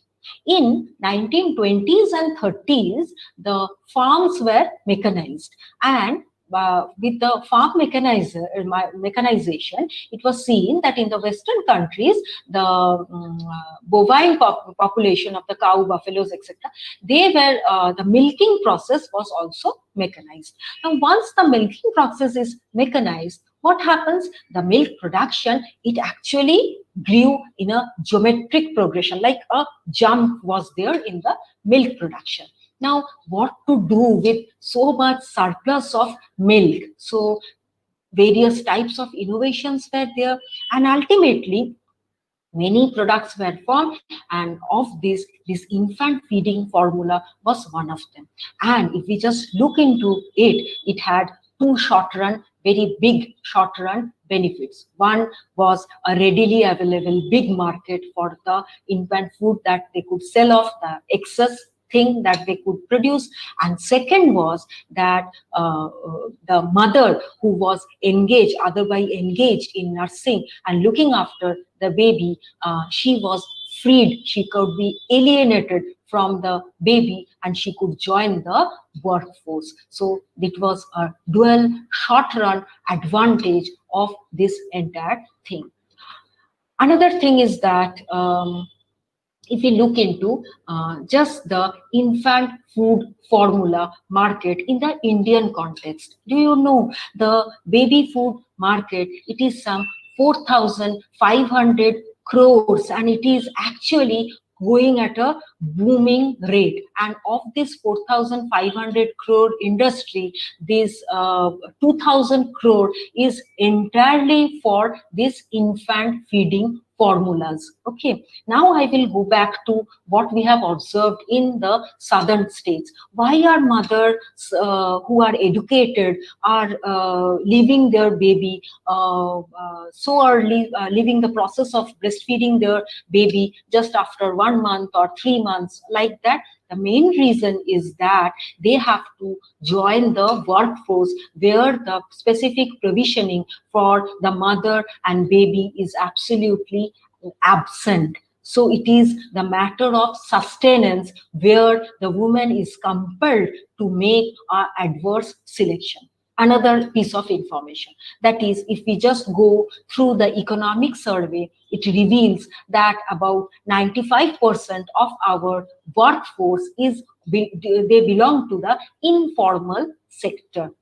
Even the Niti Aayog, who had contradicted this particular data, they say that it is 85% of the workforce which belongs to this informal workforce. Now, in a populous country like India, 85%, can you imagine if it's belong to the informal sector, where are the laws, where are this maternity leave, etc.? We all know it is the government sector, it is some of the private sector, but both belonging to the formal sector, where all this maternity leave and etc., they are into the play.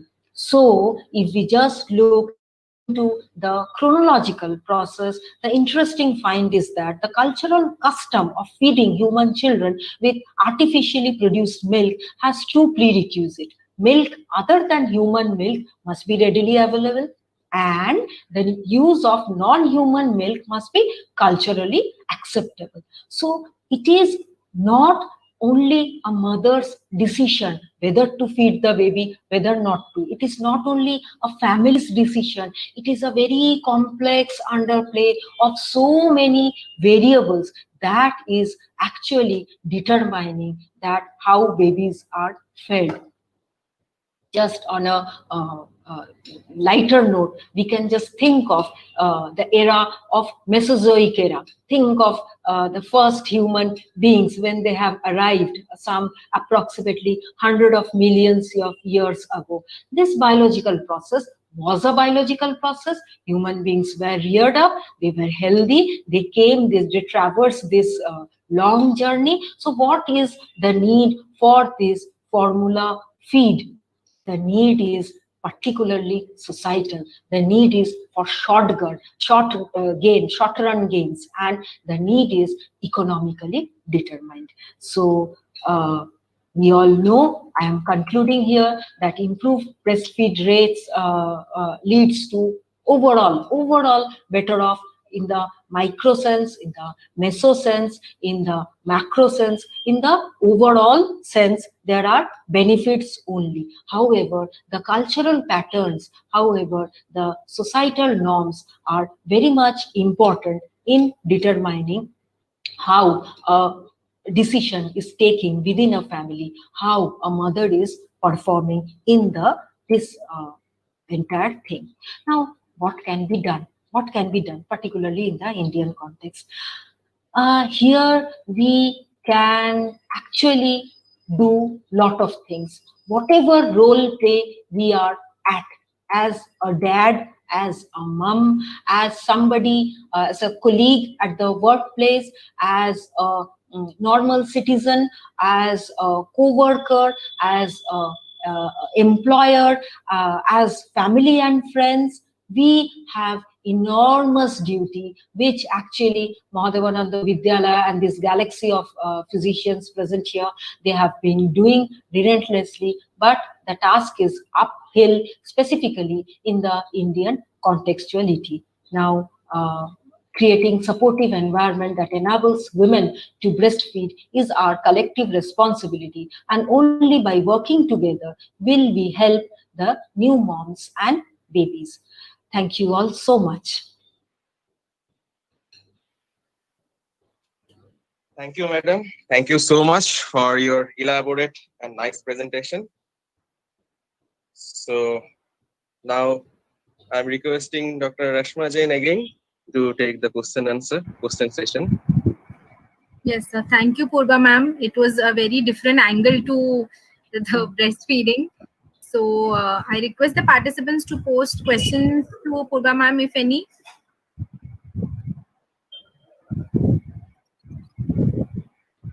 Arijit sir, right now there are no questions for madam. So then I'm moving to next session. So now I would like to request Dr. Jamal to be on the platform to conduct a quiz program.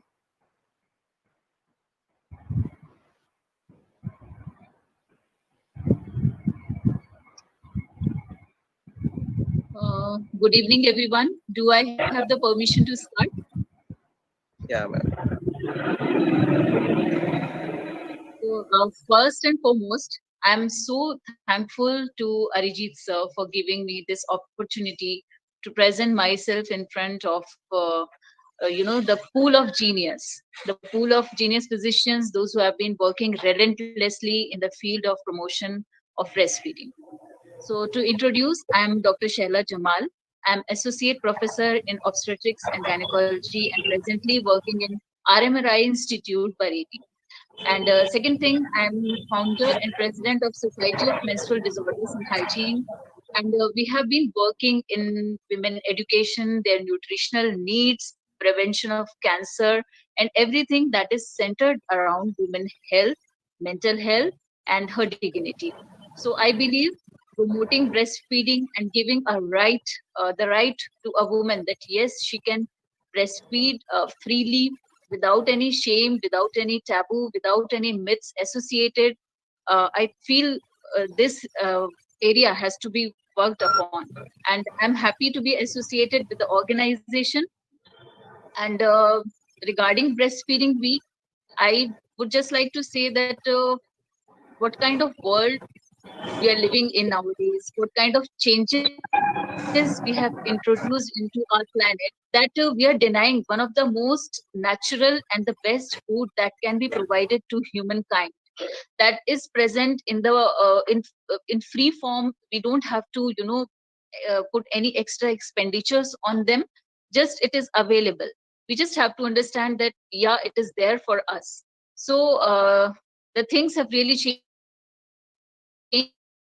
and we need to go back to the ancient times to understand the needs. And last thing, after these meticulous and highly scientific sessions that have been deliberated during the past week, our quiz seems to be very simple. So we kept it simple to extract out the prevailing knowledge about breastfeeding and practices and attitude regarding the breastfeeding. So it is just to conclude this wonderful program, and we will have it on a lighter note. Along with me, I have my junior colleague, Dr. Khushbu Juneja, who is a community medicine physician, and she is working at the grassroots level to promote breastfeeding. She has conducted so many programs related to that also. So, Arijita, do I have the permission to share my screen? Yes, please. Give me a second.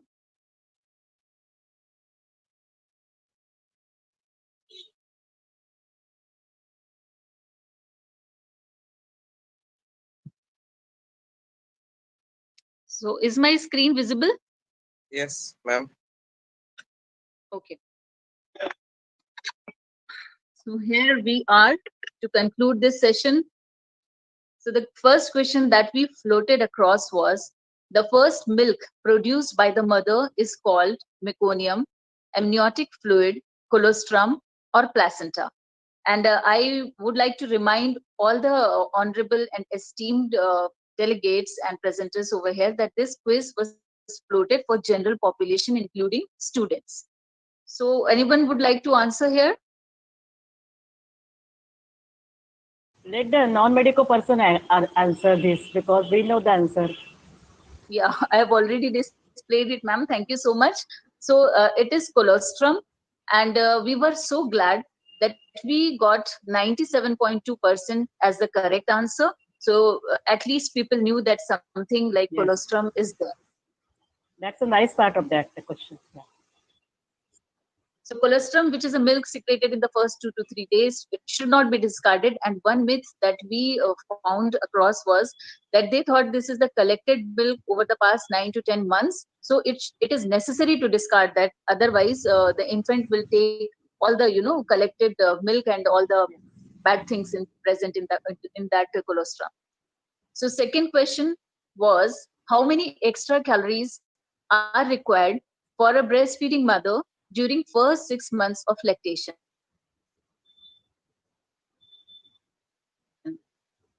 So anyone?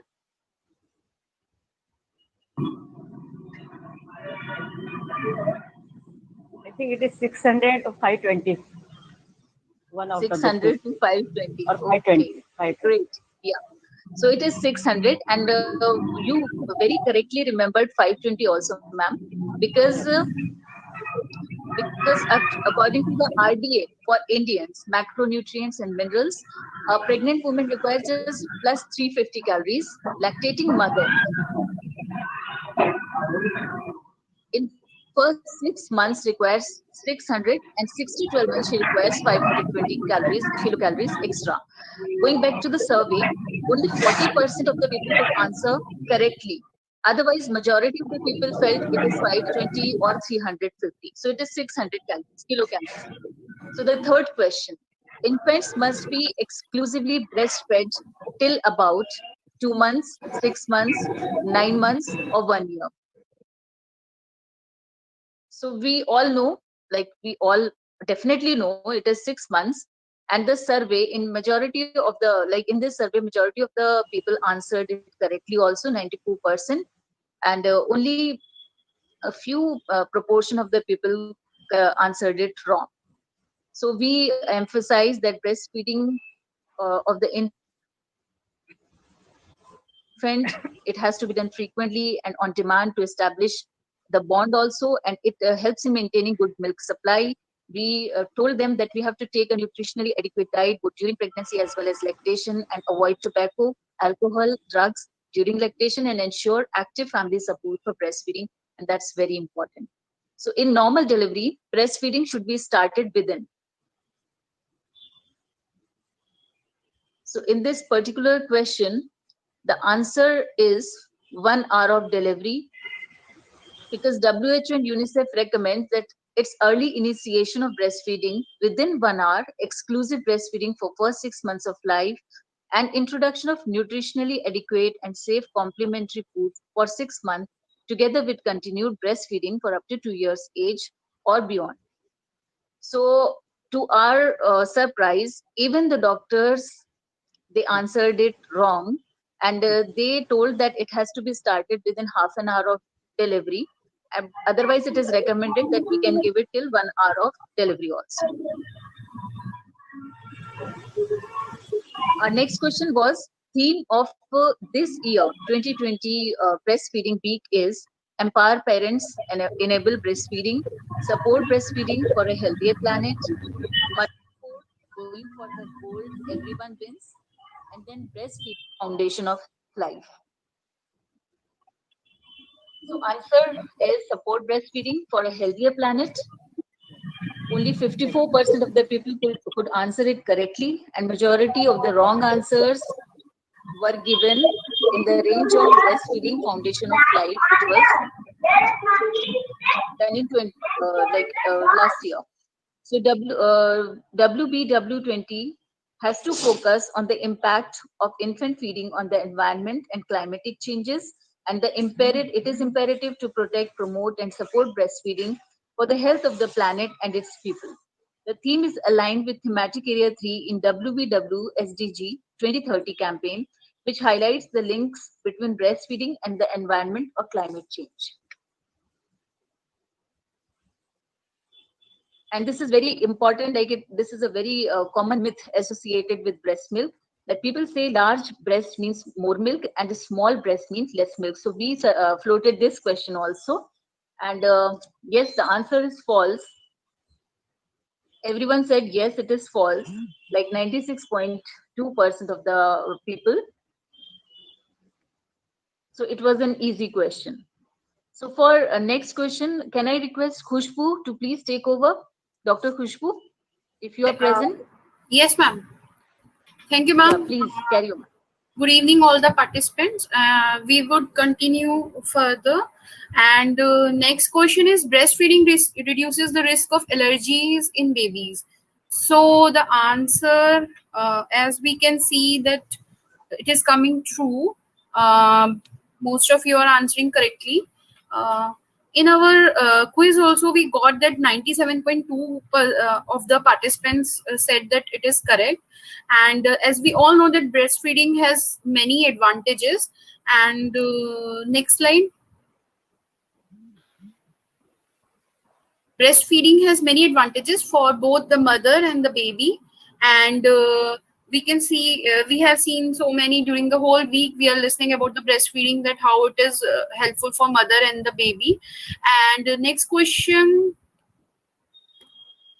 that what does WABA stand for? World Association of Breastfeeding Action, World Alliance for Breastfeeding Action, World Association, and Worldwide Aquatic Bodywork Association. So it is related to breastfeeding. So answer is yes, you all are right. It is second, World Alliance for Breastfeeding Action.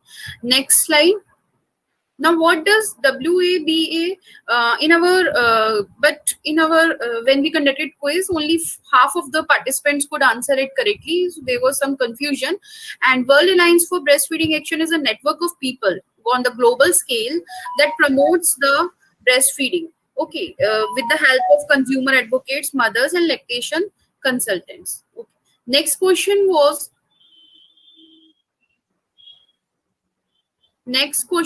combined oral contraceptives. Pills are allowed during breastfeeding. So anybody want to guess what will be? Are they allowed during breastfeeding? No, not at all.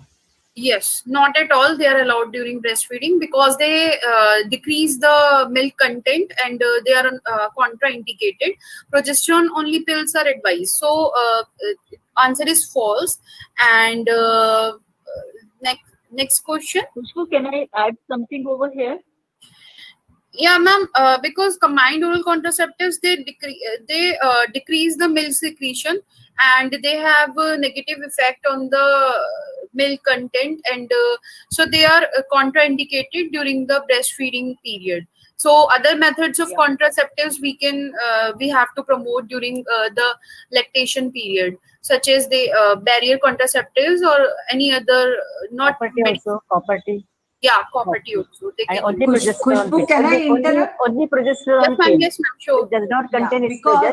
this Only statement, progesterone. when we do the quiz, the answer should be 100% yes or no. Yeah. Now, when we say combined oral contraceptives are not allowed during breastfeeding, if you say totally, this statement is a little bit yes or no. Both answers. Ma'am, Mangala madam, the answer is false only. No question of true or false. It's a false only. We cannot advise combined oral contraceptives for breastfeeding mother because estrogen will suppress lactation. No. What the research says, Alka, one sec, Alka, let me finish. Let me finish. Only progesterone pill is advised, not a combined pill. I'm telling. Only progesterone. So, yes, Khushbu, what the research says, yes, initial period, no oral contraceptive period. But once actually breastfeeding is established, then the research says there is no harm giving combined contraceptive. But we, as a generally, as long as exclusive breastfeeding is going on, we don't advise.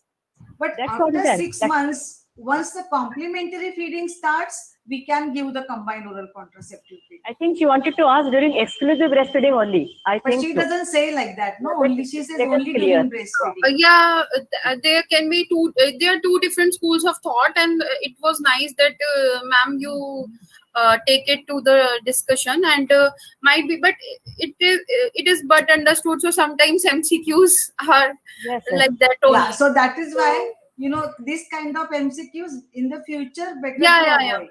Yeah. Okay, ma'am. Thank you so much for your insight. No Okay, problem. can we move to the next? Yes, please? yes.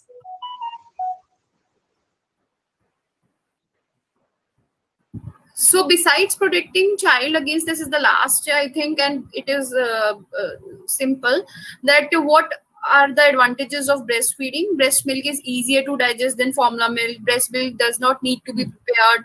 Breast milk is free and readily available. All of the above. So we are getting answers all of the above. The answer is they all are correct, and most of them answered it correctly. And can we move to the next slide, please? So advantages of breastfeeding, we all know that they are perfect nutrients, easily digested, efficiently used, protects and helps in bonding and development, helps delay a new pregnancy, protects mother's health. And next slide, I think that would be last slide of our presentations.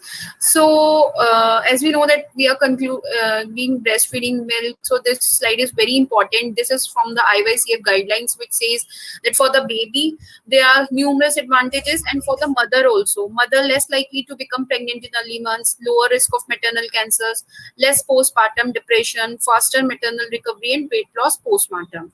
So thank you, Shala ma'am, for giving that opportunity. Over to you, ma'am.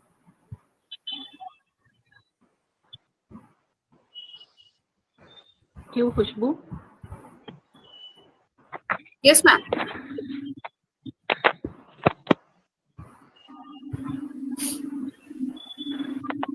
So yes, even I'm back, It is, and I hope I'm visible. nicely prepared. Though it was simple, but it's simple for we people. But for non-medico, nice quiz preparation by you, Shala and Yes, ma'am. Thank you, ma'am. Vijay ma'am, the best part of this quiz was so many people gained knowledge. At least they read about basic knowledge. breastfeeding. When we told them, ki, yes, we are going to float a quiz for you guys, they at least went back and read about breastfeeding, and they said, ki, yes, now we know better. So to impart knowledge was our aim, and I think we That's were the basics. Yeah. able, yeah, So, we were Shala, able where to did do you that. conduct this quiz? Where Pardon, did you ma'am? conduct this quiz? Here only, I think so. Ma'am, it's online. It has been conducted online, and we have Oh, displayed the results for first 106 responses okay. only. And now at this date, we have around 760 response. And Wow. it's so Nice. nice, Vani ma'am, to see you on screen. Yes, hi. And we really thank this digital era that we could meet. Otherwise, You I did just that heard your Foxy name, program saw very about well, you. Shala. Congratulations, Shala. You Really a conducted the wonderful quiz. Foxy webinar very well. Thank you, Wonderful. ma'am. Thank you so much, ma'am. Nice one. Thank Okay. you. And Thank you in very the much for end, the like outline, I've Dr. already thanked Khushbu, my for senior, my contacting so this much esteemed senior sitting program. over there guiding. And Arijit sir, special thanks to you to let us connect.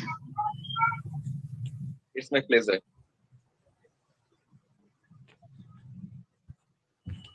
Okay, then. So, yeah. So, am I visible to all of you? Yes. Yes, yes. For the So first it's a time, you are clap now visible. for you. Hello, everyone. So, I am Dr. Karmakar Yes, from Mahadevananda yes, yes. Mahavidyalaya. Hello. No, you So, are actually today, not visible. Your only photo is seen. my camera is on. I think I am visible to all Yes, others. sir. Yes, sir. You're visible. Yeah. Thank you for letting me know. Yes, yes, you are So, visible. right this moment, we are on valedictory session of our 1 week long e-conference in observance of International E-Conference in observance of World Breastfeeding Week 2020. So it was a fabulous experience. So now I would like to express my thanks, especially the principal of Mahadevananda Mahavidyalaya for giving us the permission of conducting this international e-conference in observance of World Breastfeeding Week 2020. And also thankful to all resource persons, eminent resource persons, who have given us the consent for delivering their super talks on breastfeeding. I'm also thankful to our other associates like IQAC and NSS of Mahadevananda Mahavidyalaya, Human Milk Banking Association of India, Breastfeeding Promotion Network of India, Maharashtra State Branch. Also thankful to Infant and Young Feeding, Child Feeding Chapter of Indian Academy of Pediatrics and Female Breast Committee, POXI, International Academic Exchange Committee, POXI, and also thankful to the Wizard Communications Private Limited for being with us as IT partner. And very much thankful all the participants for actively participating on this platform. And I want to convey my thanks especially to Dr. Satish Tiwari for coordinating with all other eminent speakers on behalf of the organizers mainly. And also thankful to Dr. Mangala Wani for giving us a huge number of eminent resource persons from BPNI Maharashtra. So now I would like to request Dr. Satish Tiwari to say something on this. Thank you, sir. Yeah, Dr. Arijit, thank you for your team and the Mahananda Mahavidyalaya for exhaustive 7 days program throughout this World Breastfeeding Week. In the beginning, when you contacted, we do not knew what was your actual interest, how much interest you will generate among the attendees and the viewers, but I think it was overall a good experience, and we hope that in future also we'll have something for the society and the community in collaboration with you. As far as our parent association are concerned, IYCF chapter and Human Milk Banking Association, whenever you have some program to be collaborated, we are always there. And as I discussed in my lecture or in my talk, if you have any interest in establishing the milk bank at your place, all in West Bengal, we are always there to help you. Let us share our views with all your colleagues in your place, especially in your state, and of course, we are there to work together. Thank you for all this, a good international CME or e-conference.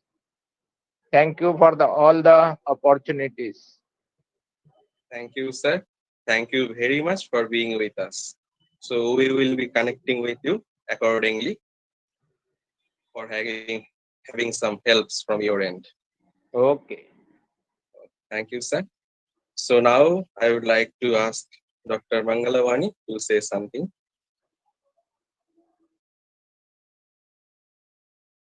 Ma'am, please put your microphone on.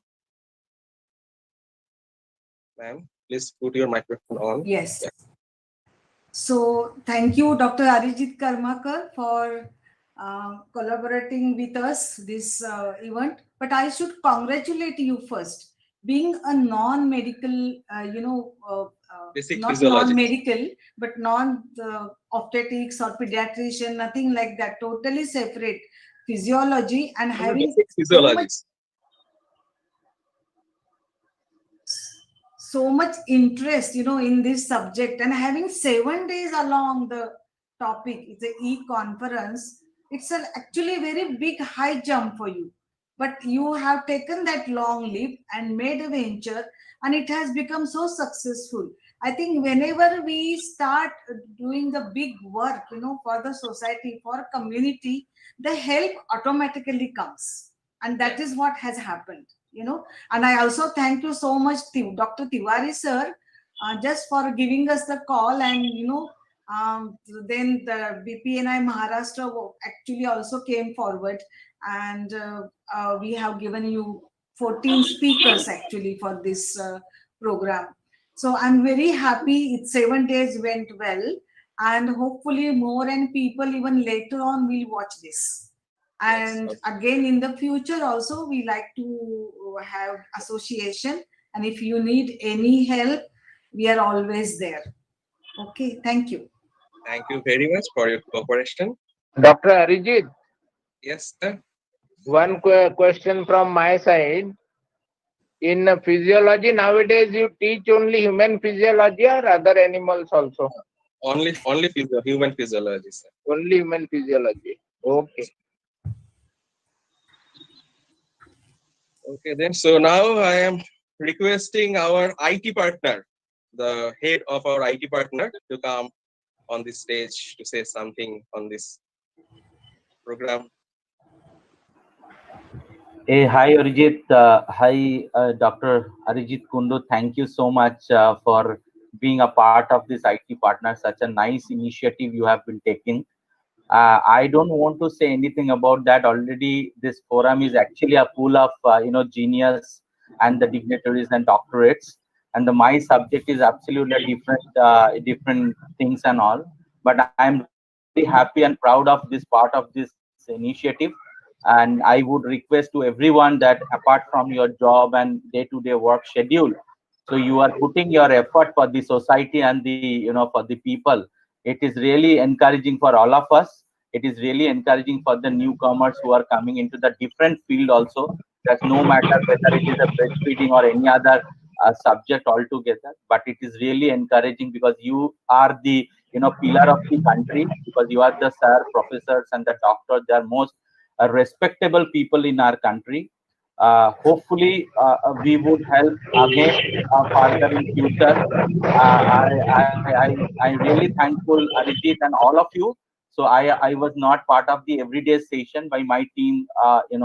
Decide and the Shoptoshi both have been in touch with the entire session. Thank you so much, Dr. Karmakar, and thank everyone to such a nice program organized. All of you. Thank you so much. Thank you. Doc- Thank you so much Dr. for Arijit, being us in Yes, sir. I see to one of our senior members, Dr. VK Ahuja. He was there in almost all 7 days and Yes. throughout the 3 hours. And if you can unmute him, and we can take his inputs also. Dr. VK Okay, sir. Ahuja and Emmy Agnik was there. She was continuously asking questions. So that means he was there with a lot of interest. So I think they should be given 2 minutes to give their inputs about this program. About Yes. So I think he could unmute Dr. himself. Ahuja and Yami Agnik.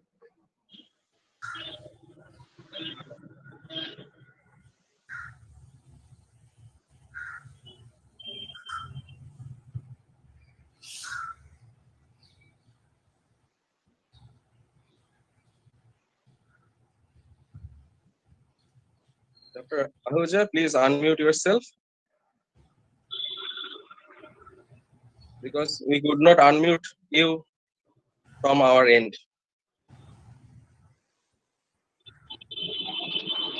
Dr. Ahuja, sir.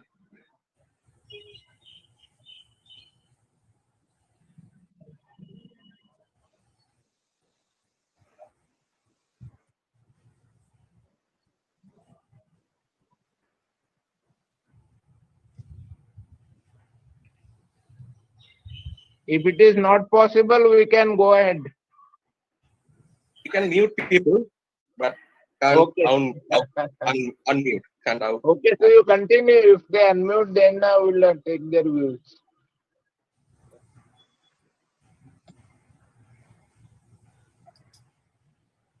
I think Okay. he's facing some technical challenges. I don't. Yeah.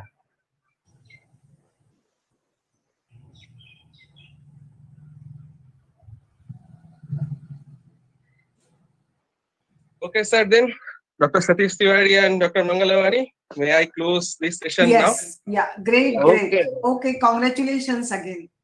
Yeah. Okay. I'm very Bye. much thankful to all of you.